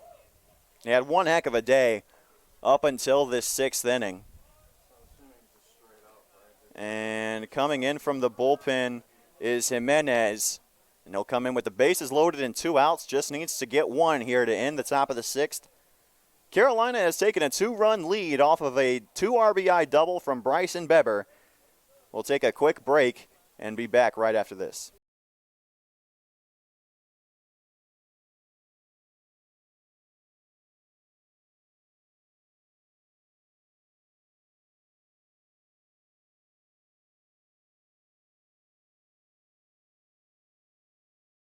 I stand corrected. There's not going to be a pitching change just yet. They're still going to try to let Jones get the final out. Chase Jesse has stepped in to bat now for Chase Locklear. Correction number 9, Chase Jesse. And Locklear was 0 for 2 with 2 strikeouts. First pitch to Jesse. Over the plate, called strike 1. Beber, the back pick to second, not in time. Jesse has 1 plate appearance this year. He does have a pinch running appearance. He's 0 for 1 with a strikeout on the year. Here's the 0-1. Taking strike 2. 2 fastballs right over the heart of the plate. Hasn't offered at either of them. Looks like Jones paid attention to the scouting report. Deion Tubbs is on deck. 0-2 pitch. Swing and a miss from Jesse, and the inning is over. But Carolina takes the lead for the first time today off of a 2 RBI double from Bryson Beber. Carolina strands the bases loaded, but again, they take the lead. It's 3-1 as we head to the bottom of the 6th inning.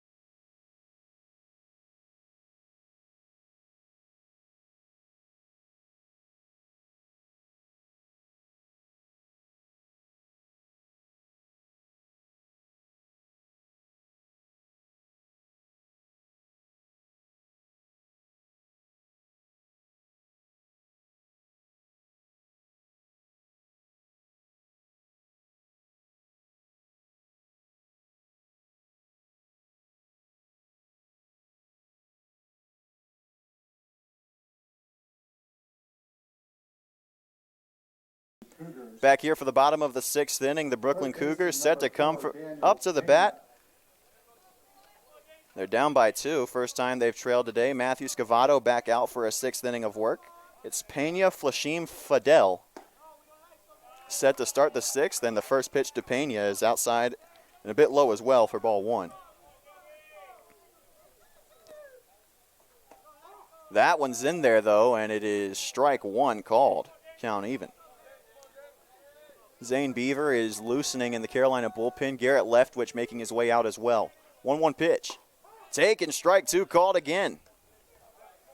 Scavato still pounding the zone. 73 pitches in. Looking for strikeout here. Here's the 1-2. To the right side, Tharp will pick it up.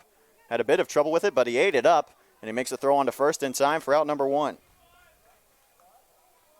Carolina has made 5 errors today, but only 1 run has come across as a result. The 1 run that Brooklyn scored was unearned, so Scavato putting on a masterclass here today.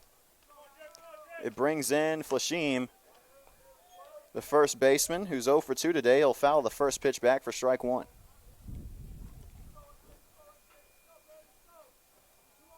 On deck is Robert Fidel, the designated hitter, also 0 for 2. 0-1 pitch, low and away, ball 1. Top of the lineup is due up for Carolina when we start the 7th. Here's a 1-1. Taken low and away again, and it's 2-1.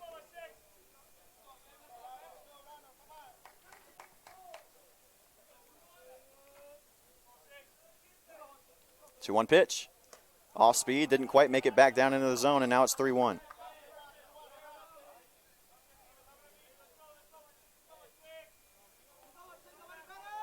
Three-one pitch, here it is. Low and away, same spot as balls 1 and 2.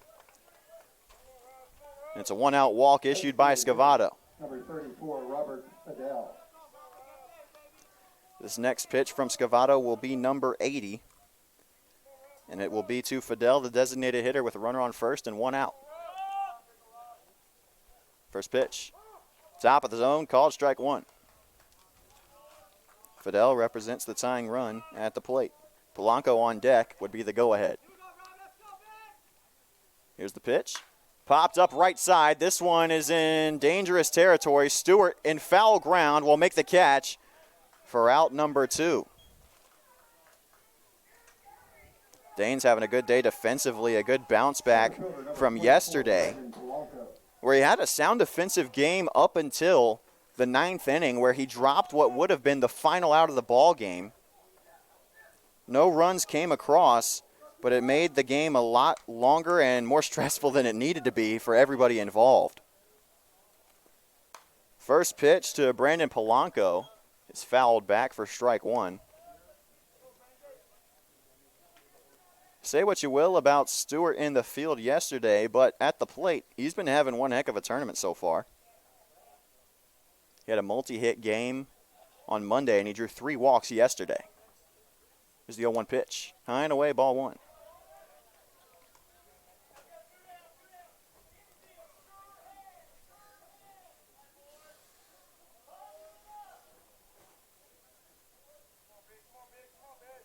Count is 1-1. Here's the pitch. To the right side, lined but foul.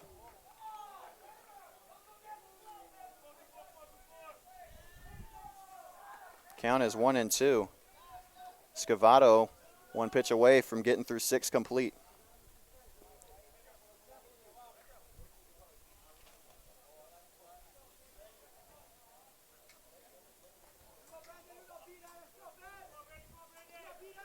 One-two count, 2 outs. Here's the pitch. High for ball 2. You can hear the pop of the middle on that one. 85 pitches in, and Scavato has not lost any of his velocity. On deck is Luis Reyes, who is 1 for 2 with a run scored and a single. The only run scored today so far for Brooklyn. Here's the 2-2 pitch. Called strike 3. Scavato with the backwards K to end the inning. What a day for Matthew Scavato on the mound. Through 6, no earned runs. We head to the 7th. Carolina still holds a 2-run lead, and the top of the lineup is due up for the Disco Turkeys when we come back.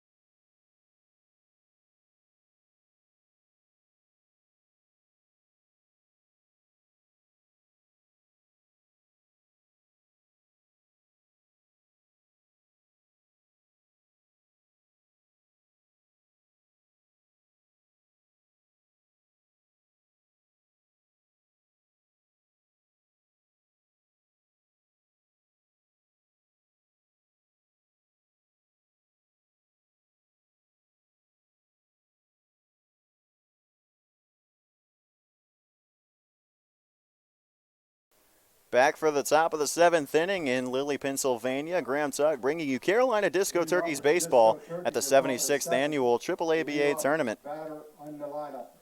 This game is being held at Lilly Washington War Memorial Field in Lilly, Pennsylvania. A new pitcher for the Brooklyn Cougars. It's Jason Jimenez coming on for Matthew Jones after 6 innings of work. First batter he faces, leadoff man Dion Tubbs. First pitch high for ball 1. Tubbs got his first hit of the week here in Johnstown in his last plate appearance. It was an infield single. Logan Conklin on deck. Hayden Setzer behind him. Conklin singled his last time up. Here's the 1-0 pitch, and that one's high for ball 2. Carolina, if they hold on to this lead, will advance to the quarterfinal round tomorrow against the Johnstown representative Paul Carpenter Capital Associates. Here's the 2-0. Low for ball 3.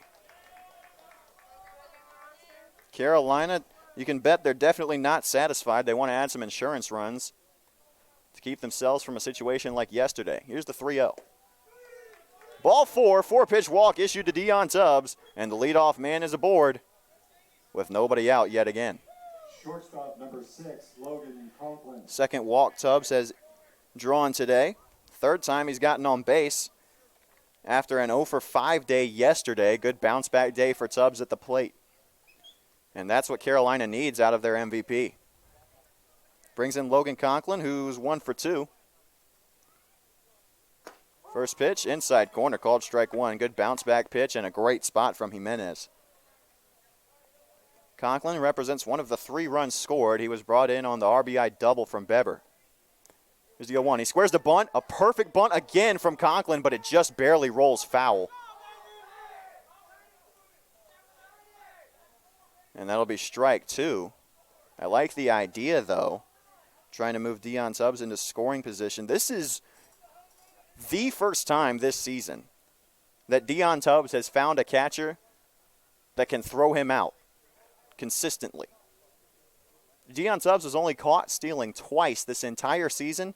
He's been beaten on the throw from home plate twice today alone. Here's the 0-2. Fouled off by Conklin. He'll stay alive.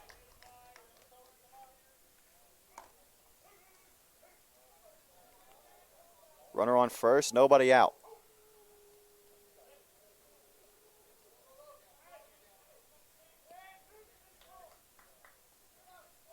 Oh, 2 pitch again. Line to the right side. That's going to drop for the second hit for Conklin today. Tubbs rounding second, heading for third.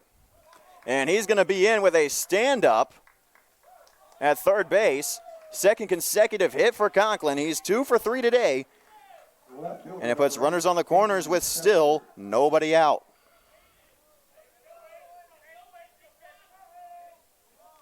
And in steps Hayden Setzer with a chance to potentially put this ball game away.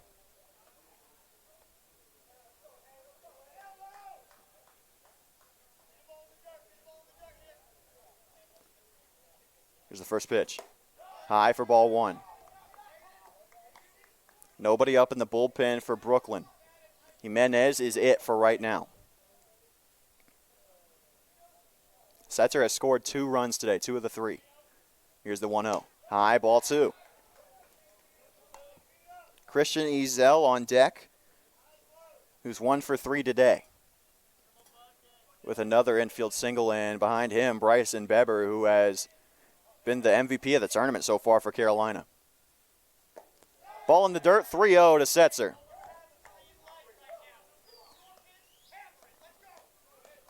And you can hear Kurt Cabana saying in front of God and everybody, 3-0 green light to Hayden Setzer. Here's the pitch. High, ball 4. He won't get the chance. Throw back to third, not in time to get Tubbs.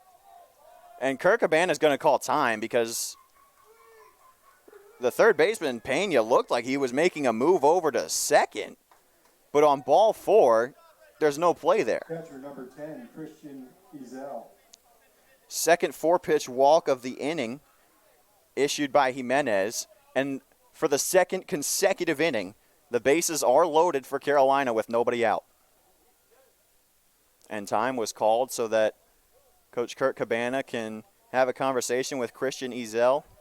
Has not had the season or week that he would have liked at the plate, but a chance to put this one out of reach here in the top of the 7th. Ducks on the pond, nobody out for the Disco Turkey catcher and cleanup man. Here's the first pitch. Off speed outside, ball 1.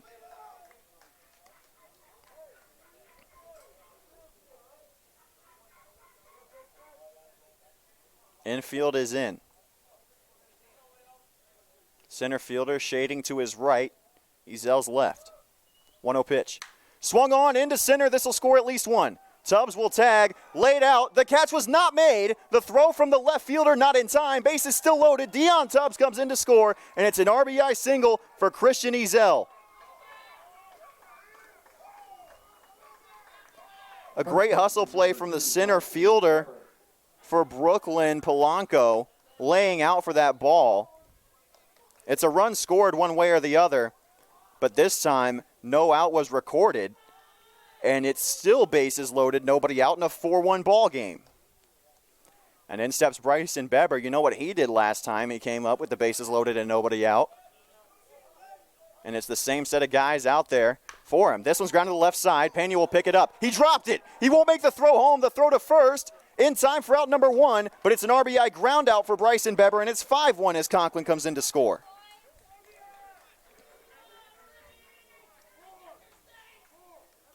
Right fielder, number 14, Dane Stewart. So now Dane Stewart comes up. You see Bryson Beber there jogging back to the dugout where he'll be picked up by his teammates. He has made it a 4-run advantage for Carolina. Ezel stands on second. Setzer on third. Conklin has come in to score. And the first pitch to Dane Stewart is high for ball 1.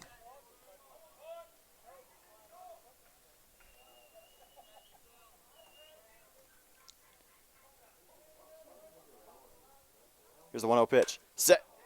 Lined into right by Stewart. That'll bring in 1. Being waved around is Ezel. Setzer has scored the throw. Not in time. 2 RBIs on the single for Dane Stewart. And this one has been broken open.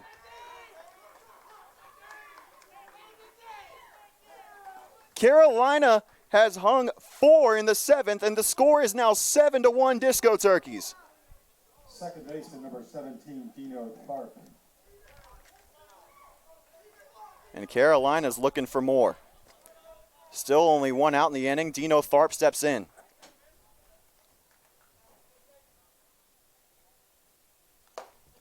Swing and a miss on that one, and it's strike 1. What resiliency this team has shown. They couldn't get anything done in the first 5 innings, and they just break through. That one's grounded back up the middle by Tharp. This could be 2. 4, 6.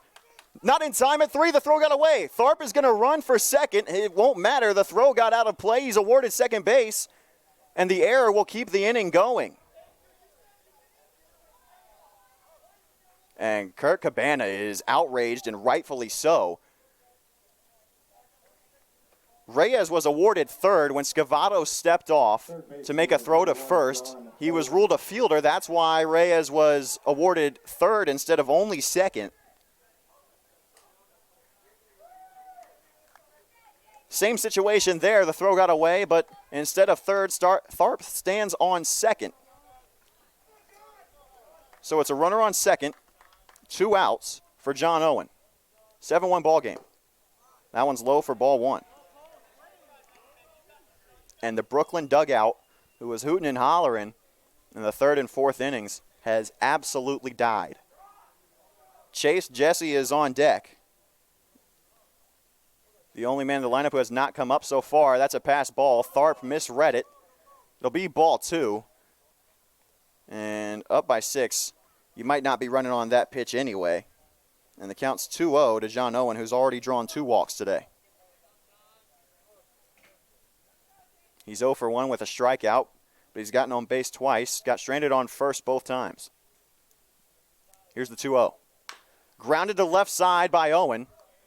Picked up by the shortstop, and the throw not in time. He was off the bag. An infield single for John Owen, and it is his first hit as a disco turkey, and it puts runners on the corners with 2 outs. The throw led Flashim off the bag, and what could have potentially ended the inning.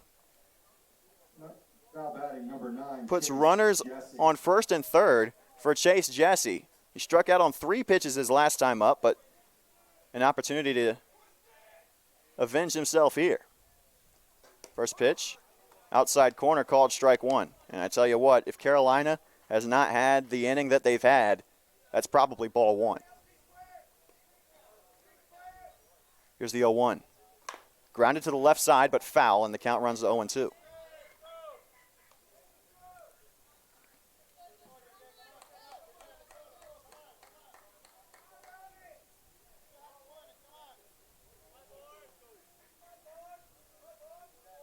Oh, 2 count. Down and in, ball 1, and a great pick out of the dirt by Peralta to keep Owen from advancing. Count 1-2 now. And this now means that Carolina is 9 outs away from advancing to the quarterfinals. Here's the 1-2. Swing and a miss, strike 3. So we'll go to the bottom of the 7th, but not before Carolina hangs 4 in the top of the 7th to extend their lead from 2 to 6. And we'll be back with the bottom of the 7th inning right after this.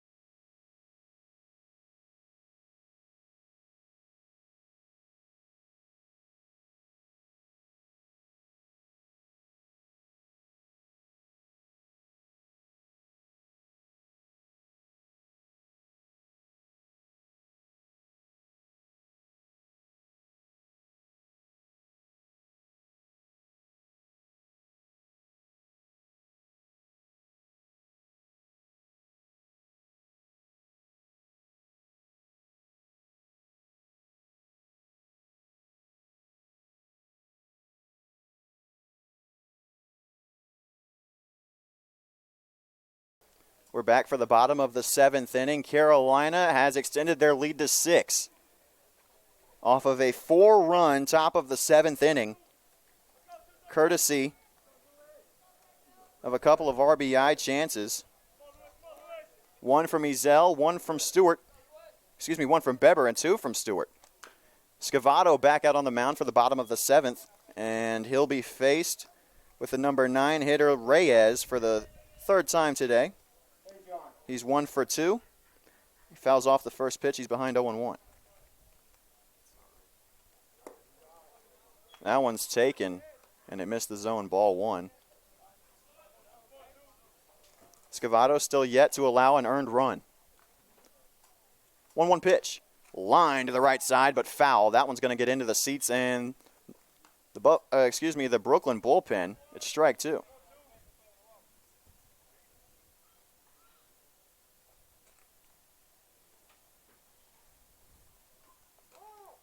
Time called at the plate as Scavato was in his windup.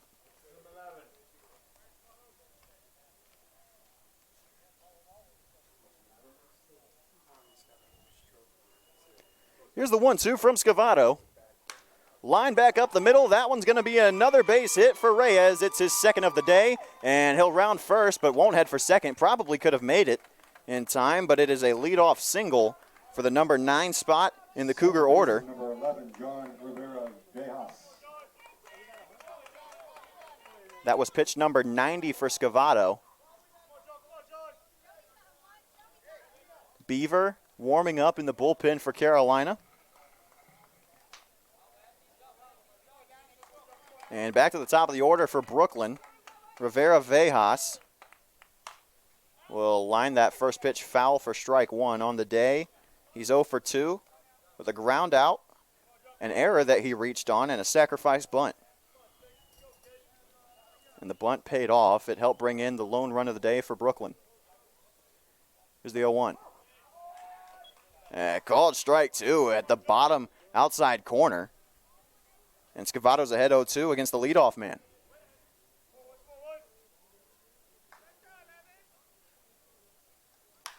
To the right side, it's going to get through for the second consecutive hit. Tharp couldn't get over to it. Stewart, a shot to third, and that one's going to get away.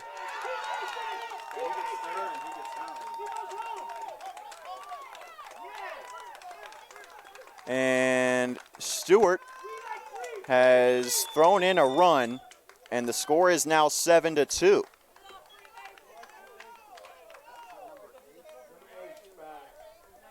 After the throwing error E9, there's a runner on third with nobody out, and the lead has been cut to 5 for Carolina. Now batting for Howman, number 8, Julian Lightburn. There's a pinch hitter for Brooklyn.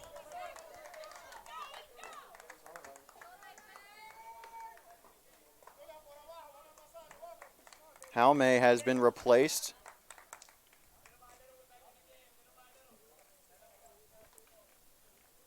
At shortstop. So now both runs in the ballgame have been scored by Reyes. Here's the first pitch. Top of the zone, called strike one from Scavado.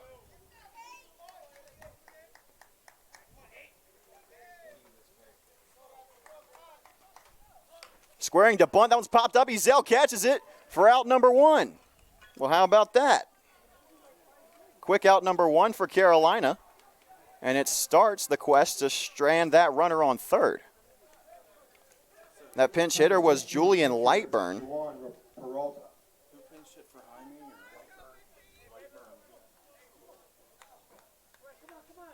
And it brings in Joan Peralta.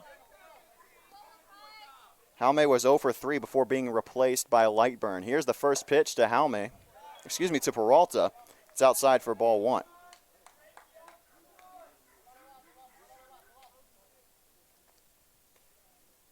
That one's grounded to the left side. Owen will pick it up. Look at the runner. And the throw to first in time. And the throw home won't be. So an RBI ground out for Peralta. But now there's 2 outs. You'll take that trade-off any day of the week. The score is 7-3, but there's 2 outs in the bottom of the 7th.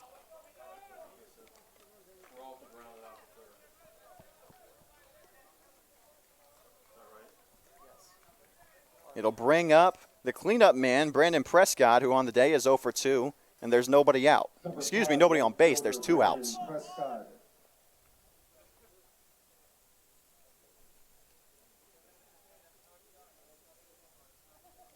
On deck is Daniel Pena, the third baseman. Coming in to score on the RBI ground out was Rivera Vejas.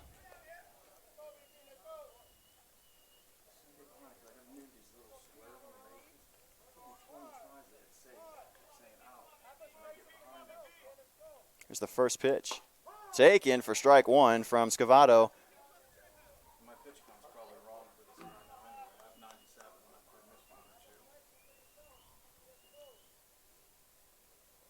Pitch number 99 from Scavado. Check swing. He went around and the count's 0-2. This next pitch will be number 100 from Scavado.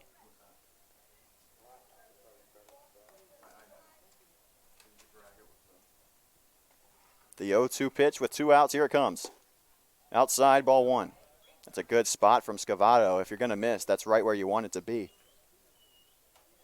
Perfectly designed waist pitch. Here's the 1-2. Swung on and missed. Out number 3. Scavado gets through 7 complete.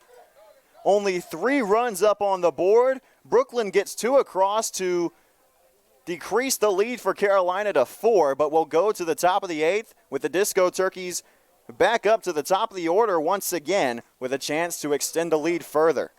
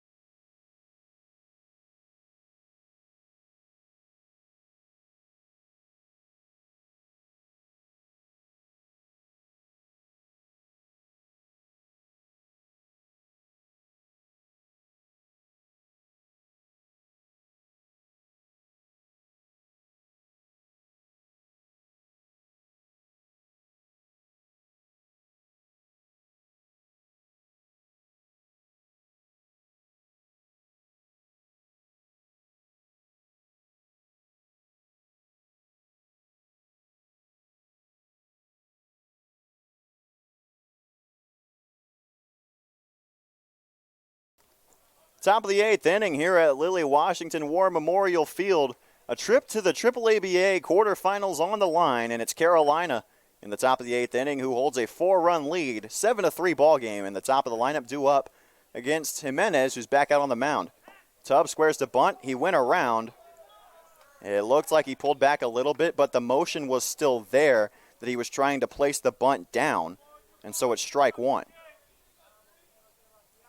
He pushed the bat forward while the angle was not to the point that it would have needed to been for him to have been ruled as gone around. He'll take that pitch for a called strike two.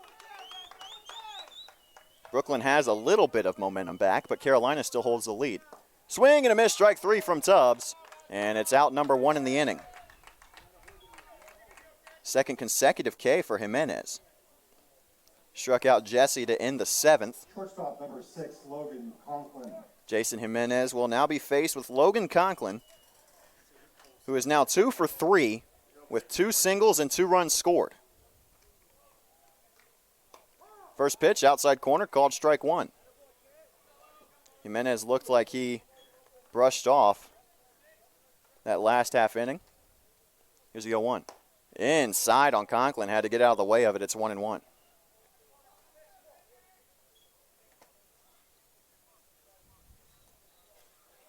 Beavers still warming up in the Carolina pen. Here's the 1-1. Swung on by Conklin to the left side, and a tough hop on the infield. Bounces the ball over the head of the shortstop, Jaume. And it's another single for Logan Conklin. That's his third of the day, third in a row. Left fielder number 8, Hayden Setzer. Man, if there could be any play that perfectly describes how the day has gone for Brooklyn, that is it right there. Easy ground ball that would have been out number 2, takes a nasty hop, went at least 12 feet in the air, and it ends up being a single. Hayden Setzer at the plate. Here's the first pitch, inside for ball 1.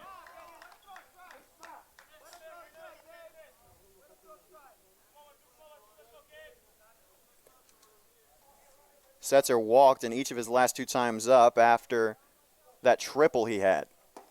Outside corner, called strike one to Setzer. Count even at 1 apiece now.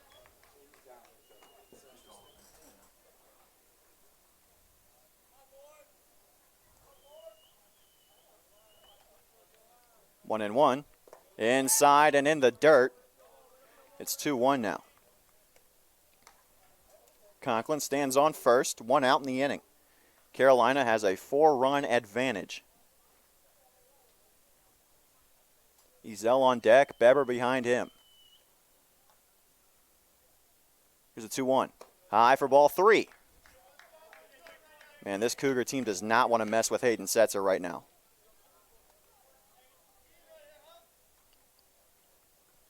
A chance to put a runner in scoring position if he could draw the walk or get a base hit here.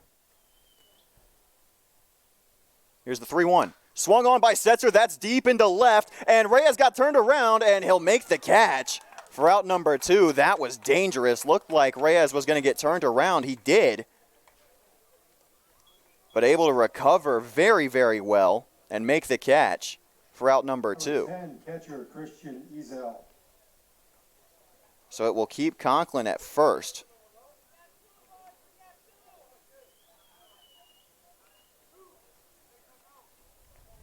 And it'll bring in Christian Ezel, who's 2 for 4 with an RBI and a run scored. First pitch. Swung on by Ezel, grounded to shortstop. That time the hop will be played correctly, and the flip on to second in time to get the lead out for out number 3. So no runs across for Carolina in the 8th, but the lead is still 4 as we head to the bottom of the 8th inning. 7-3, Disco Turkeys are up, and we're back with more baseball from Lilly, Pennsylvania after this.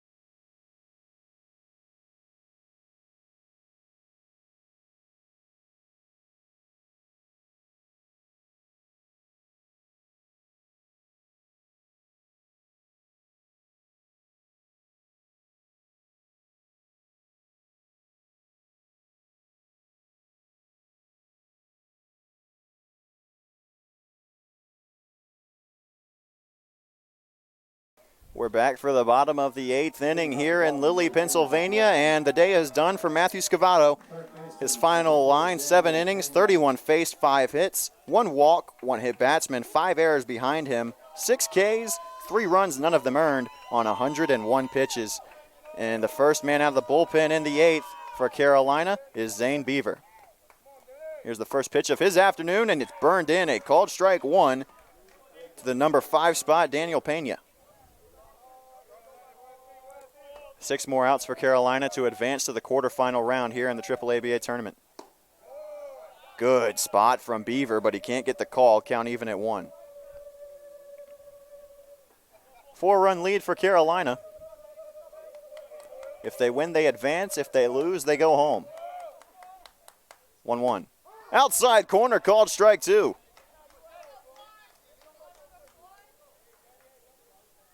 Pena on the day is 2 for 3 with 2 singles and a ground out.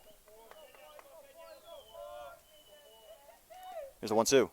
Popped up right side. Beber's going to have room, but he's going to have to chase, and he's out of play. He lays out, but it was in the out-of-play territory. Not by a lot. Great hustle from Beber, but the count stays 1-2. Don't think he hung on to it either way. And the Disco Turkeys will have to wait at least 1 more pitch for out number 1 here in the 8th. Flashim is on deck, who's 0 for 2 with a strikeout, a walk, and a ground out. Behind him is Fidel, who's 0 for 3. Beaver's set to fire from the stretch. Here's the 1-2 again. Line foul again. Count will stay 1-2.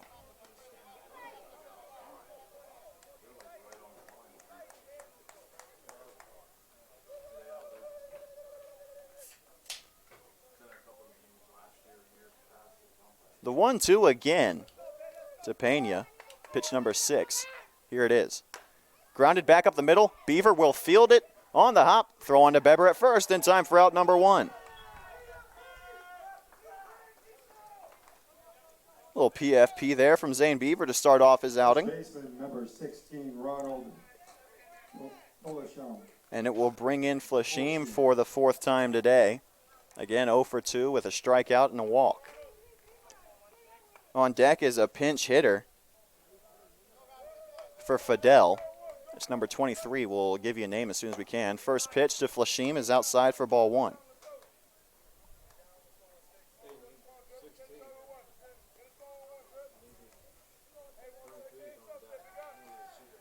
One and 0 count.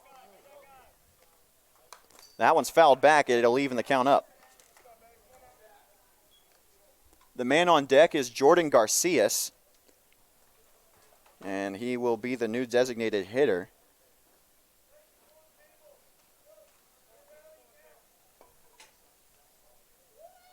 One count here.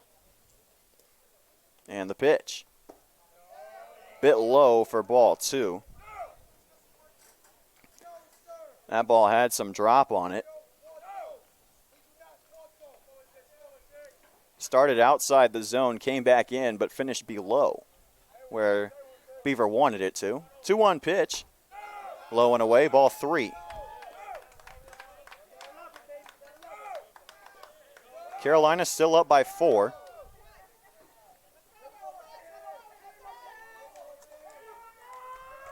Three-one pitch to Flashim. Taken down the middle, called strike 2.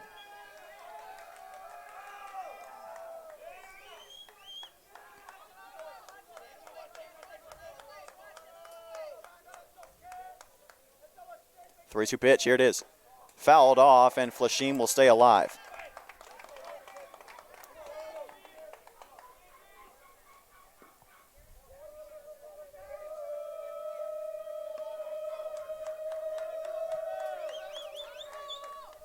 The 3-2 again from Beaver as he sets to fire. Here it is.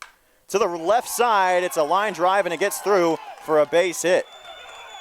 First hit of the day for Flashim, and it comes in a full count with 1 out, so now there's 1 aboard. For the new pinch hitter, it's Garcias.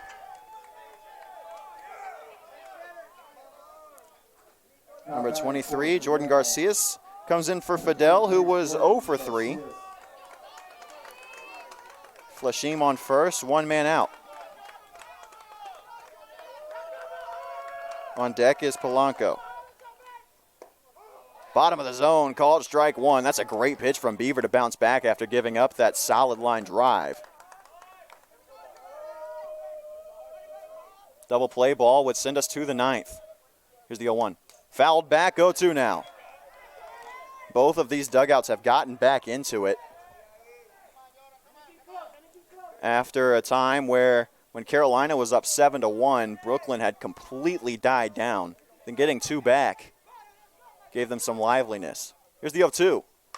To the right side, that one's going to drop for a base hit as well, and it takes a hop. It gets away from Stewart. He'll field it in foul territory, and Flashim is being held at third. The throw gets away. There's nobody covering second base. Owen will back it up, and Garcias with a taunt at second base. And time is called.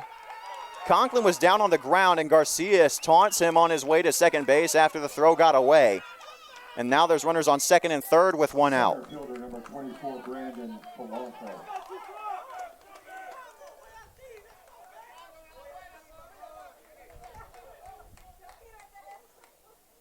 Brandon Polanco is 0 for 3. And the warning has been issued.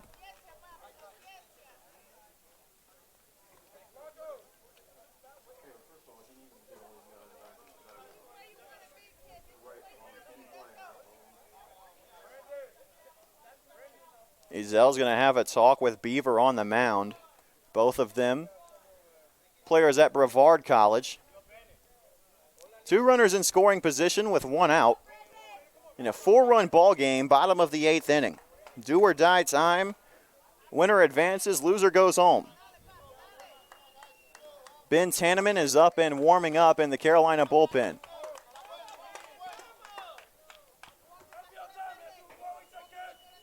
Brandon Polanco with an RBI chance for Brooklyn. First pitch from Beaver. Grounded to the right side. It's off the base, and Beber, I'm really not sure what the ruling is here. I believe that the home plate umpire ruled it fair. And it's out number 2, but the run comes in, so an RBI ground out for Brandon Polanco after Beber takes the ball himself. There's 2 outs in the inning, a runner on third. And it is now a 7-4 ball game.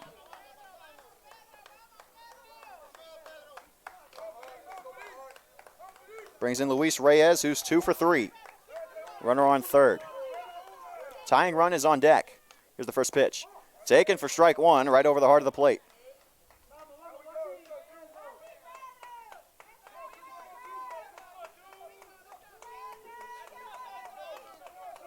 A 1 count. Here's the pitch. Inside for ball 1. Reyes has scored 2 of the 4 runs today for Brooklyn.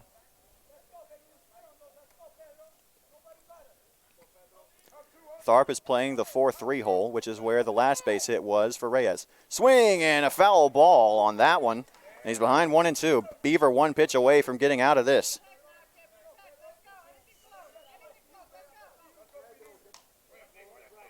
With that RBI ground out from Polanco, Brooklyn has finally scored their first earned run of the ball game. On deck is the leadoff man, Rivera Vejas, who's 1 for 3. 1-2 count. The pitch from Beaver. Outside, ball 2, good take.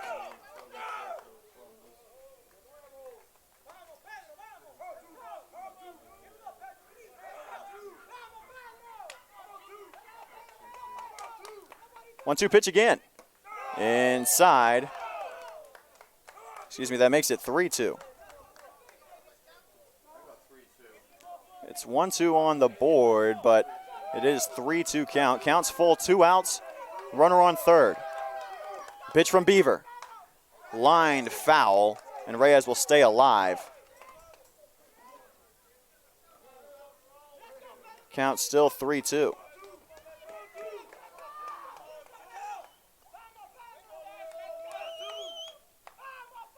Here's a 3-2 pitch again. Line to the right side. This could do the inning. Tharp will bobble it, and the throw won't be in time. Another E4, and it's another unearned run for Brooklyn. It keeps the inning alive. They played another, and the score's 7-5. Second baseman, number 11, John Rivera-Vejas.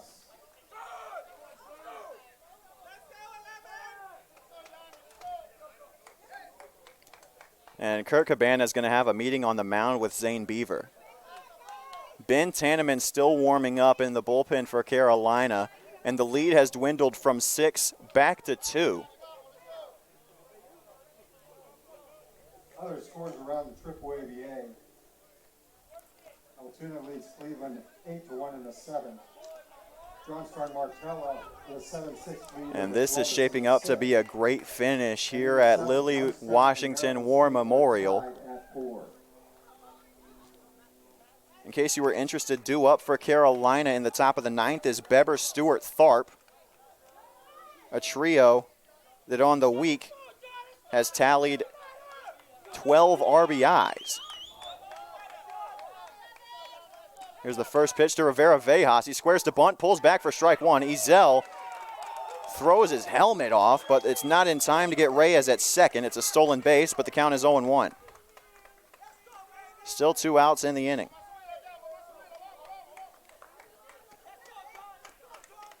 Rivera-Vejas, 1 for 3. Already has 1 sac bunt on the day, but won't do any good here with 2 outs. 0-1 pitch. Outside, ball 1.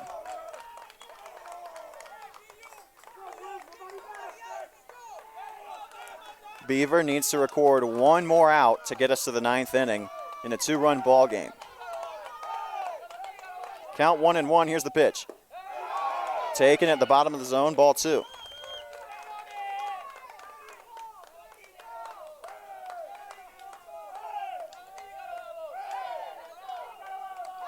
Beaver delivers.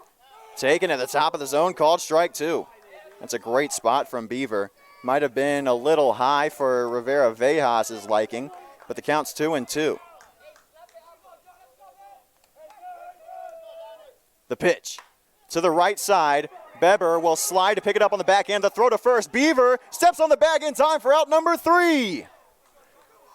That's a great play from Zane Beaver in the field to hustle over and make that play in time. A sliding stop from Beber as well. And we will go to the top of the 9th inning. Brooklyn gets back 2, 1 of them earned, and it is 7-5 as we head to the 9th. They strand 1 in scoring position, and we've got a great finish coming up for you right after this.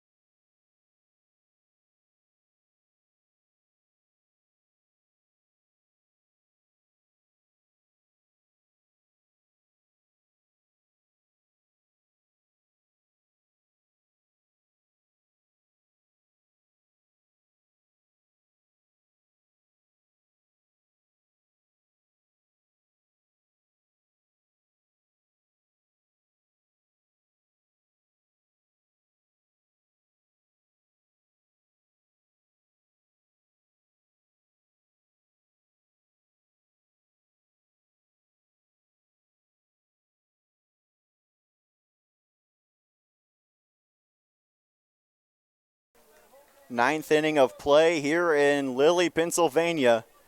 Winner advances, loser goes home, and it is 5-6-7 due up for Carolina. In the top of the 9th, they hold a 2-run lead, but they want to extend it before we get to the bottom. It's Bryson Beber start things off. Swing and a miss on the first pitch. He's behind 0-1.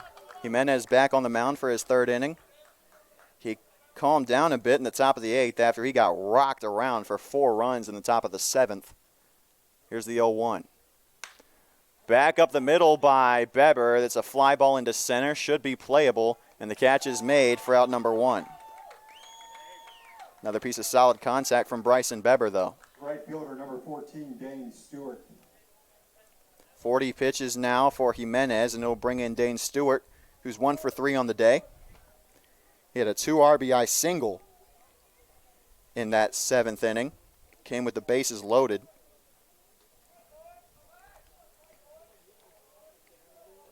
Here's the first pitch. Called strike 1 on an off-speed bender that gets back into the zone. Tharp is on deck. Behind him would be John Owen. Here's the 0-1.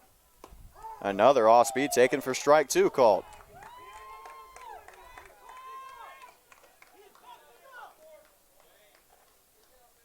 Chance to give Carolina some life here. Here's the 0-2. Inside, ball 1.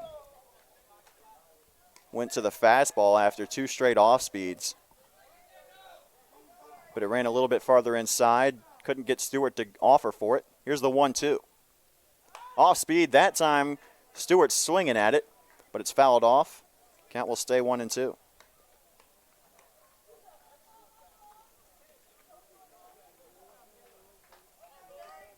Stewart will step back into the box. Again, Carolina holding a 2-run lead. Here's the 1-2. Called strike 3 on a pitch that was about a foot off the plate, and it's out number 2. Second baseman number 17, Dino Tharp. So Tharp comes in with nobody on and 2 outs. And the first pitch to him. Ball 1. And I believe that might be a makeup call. It's 1-0.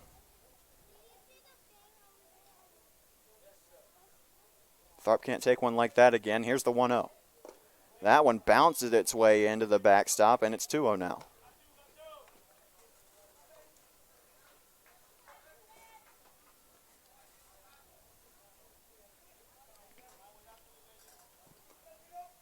John Owen on deck. Here's the 2-0 pitch. High for ball 3.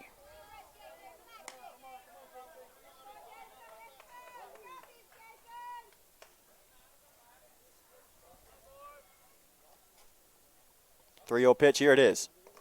Bounces its way into the plate, and it's a 2-out walk issued by Jimenez. It puts Tharp on first base. Number 31, third baseman John Owen. John Owen steps into the box. He's 1 for 2 today with a single, 2 walks drawn, and a strikeout. For whatever reason, Brooklyn has struggled to pitch to Owen.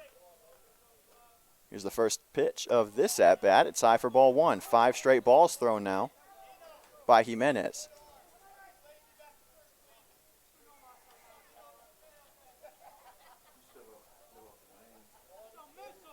There will be a conference at the mound between the entire Brooklyn infield.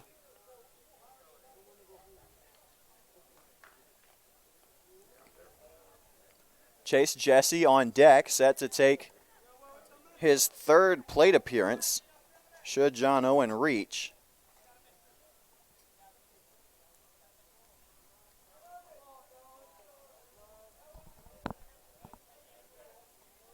Count is 1-0. This is pitch number 50 for Jimenez. High and in, ball 2. Make it 6 straight from Jimenez.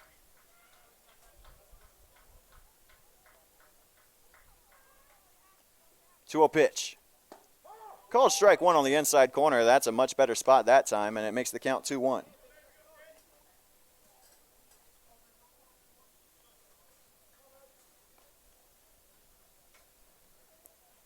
.2-1 pitch, here it is. Low for ball 3, and Tharp will hold it first. But Owen gets ahead 3-1.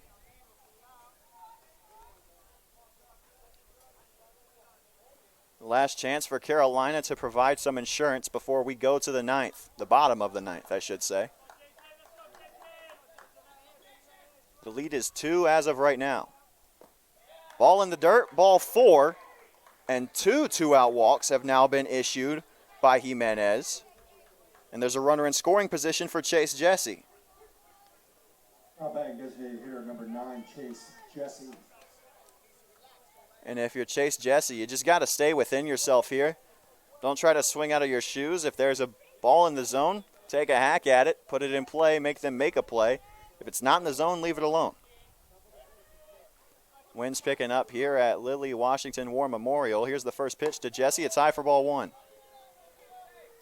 And if Jesse were to reach, it would put the bases loaded for Dion Tubbs,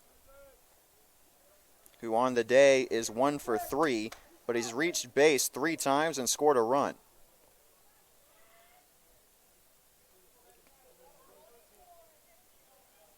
Here's the 1-0 to Chase Jesse.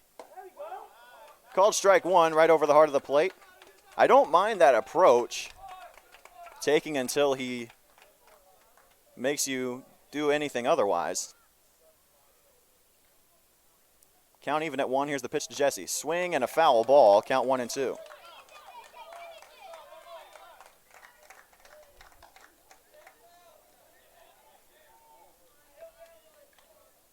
The 9 spot between Locklear and Jesse is 0 for 4 with 4 strikeouts so far today. Jimenez looking to make it 5. Setting up outside, here's the pitch. Lined back to Jimenez, and he'll throw to first in time for out number 3. To the bottom of the 9th we go. Carolina holds a 2-run lead. 2-3-4 due up for Brooklyn. Their last chance to advance to the quarterfinals here at the AAABA tournament. A date with Johnstown on the line, and we'll see who gets it when we come back.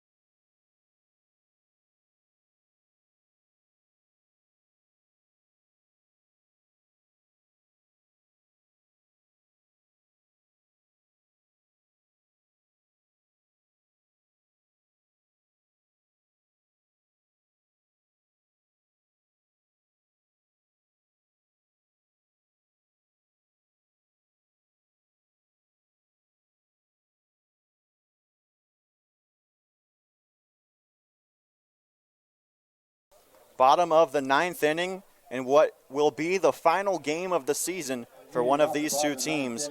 Carolina has 3 outs to prevent Brooklyn from scoring 3 runs and make sure that they are the ones that have an appointment with Johnstown tomorrow night at the Point Stadium in downtown Johnstown.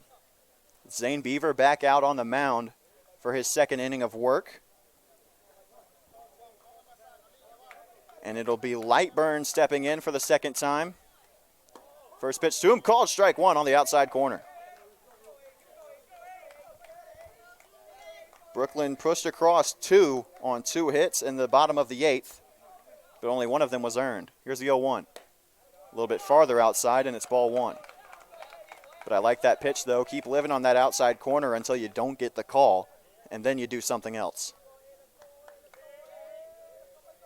Jesse and Tanneman both warming up in the bullpen. That one is roped into right center field. Stewart coming on. He won't be able to make the catch, but he'll cut it off. It's a leadoff single for Brooklyn, and the tying run is now at the plate.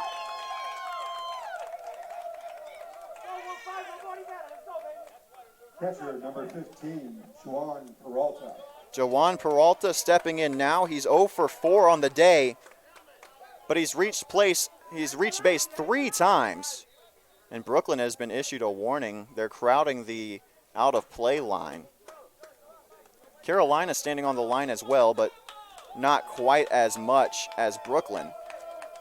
Again, Peralta represents the tying run at the plate. 0 for 4, reached on an error 3 times. Often running is Lightburn. Throw won't be in time, and it's a stolen base for Lightburn. He stands in scoring position. He represents the proximate run, and the count is 1-0.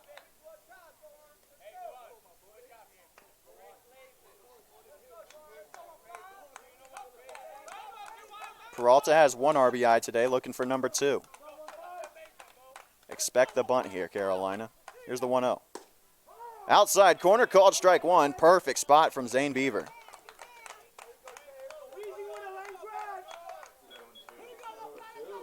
Oh, 0-2 now, excuse me. It's an 0-2 count. Here's the 0-2 pitch. Swung on and missed. And Ezel hung on to it. It's out number 1 in the 9th. And Peralta slams his bat on the ground. It splinters. There's 1 out in the inning. There's a pinch hitter for Brandon Prescott. Now batting for Brooklyn, number 25, Justin Schwass. It's Dustin Schwass who comes in with 1 out and a runner in scoring position. 35th pitch from Beaver.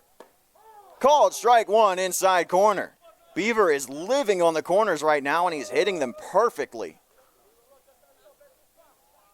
Tanneman has stopped warming up. It is now only Chase Jesse warming up in the Carolina pen. Here's the 0-1. Outside, ball 1.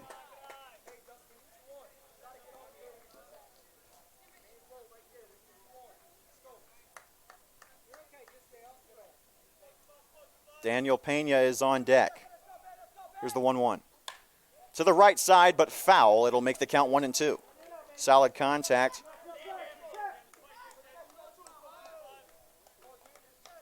But it got away. 2 strikes in the count now for Beaver. Runner still on second. Here's the 1-2. Swing and a miss, strike 3, and 1 out away as Carolina from advancing to the quarterfinal round.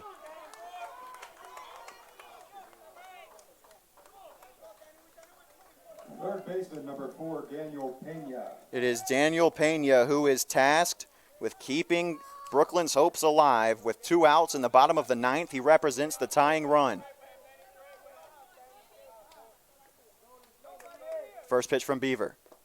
Bounces its way in, it's ball 1.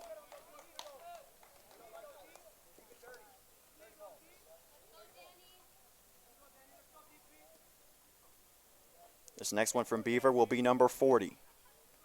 1-0. Popped up right side, out of play, it's strike 1. Pena started the day 2 for 2. He's since fallen to 2 for 4. On deck is Ronald Flashim. He represents the winning run. Beaver will step off after time was called. Season on the line here. 1-1 pitch. Popped up right side, but out of play, and the Cougars are down to their final strike.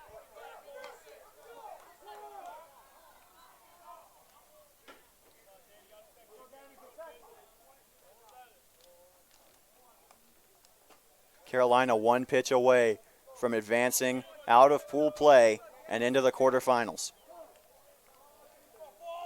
Infield playing straight up depth. Conklin holding on at second base. Here's the 1-2. Outside corner, called strike 3. Carolina's moving on.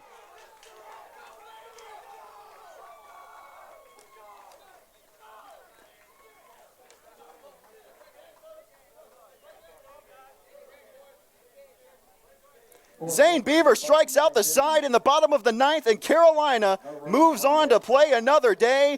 They finish pool play 2-1 after falling to Maryland State on Monday. They won in a absolute heartbreaker fashion for Youngstown yesterday over the Crocs to move to 1-1, and they take this one against Brooklyn. Final score 7-5. Zane Beaver gets the save. He finishes his appearance with 3 strikeouts after allowing a leadoff hit in the bottom of the 9th, and Carolina is moving on to the round of 8.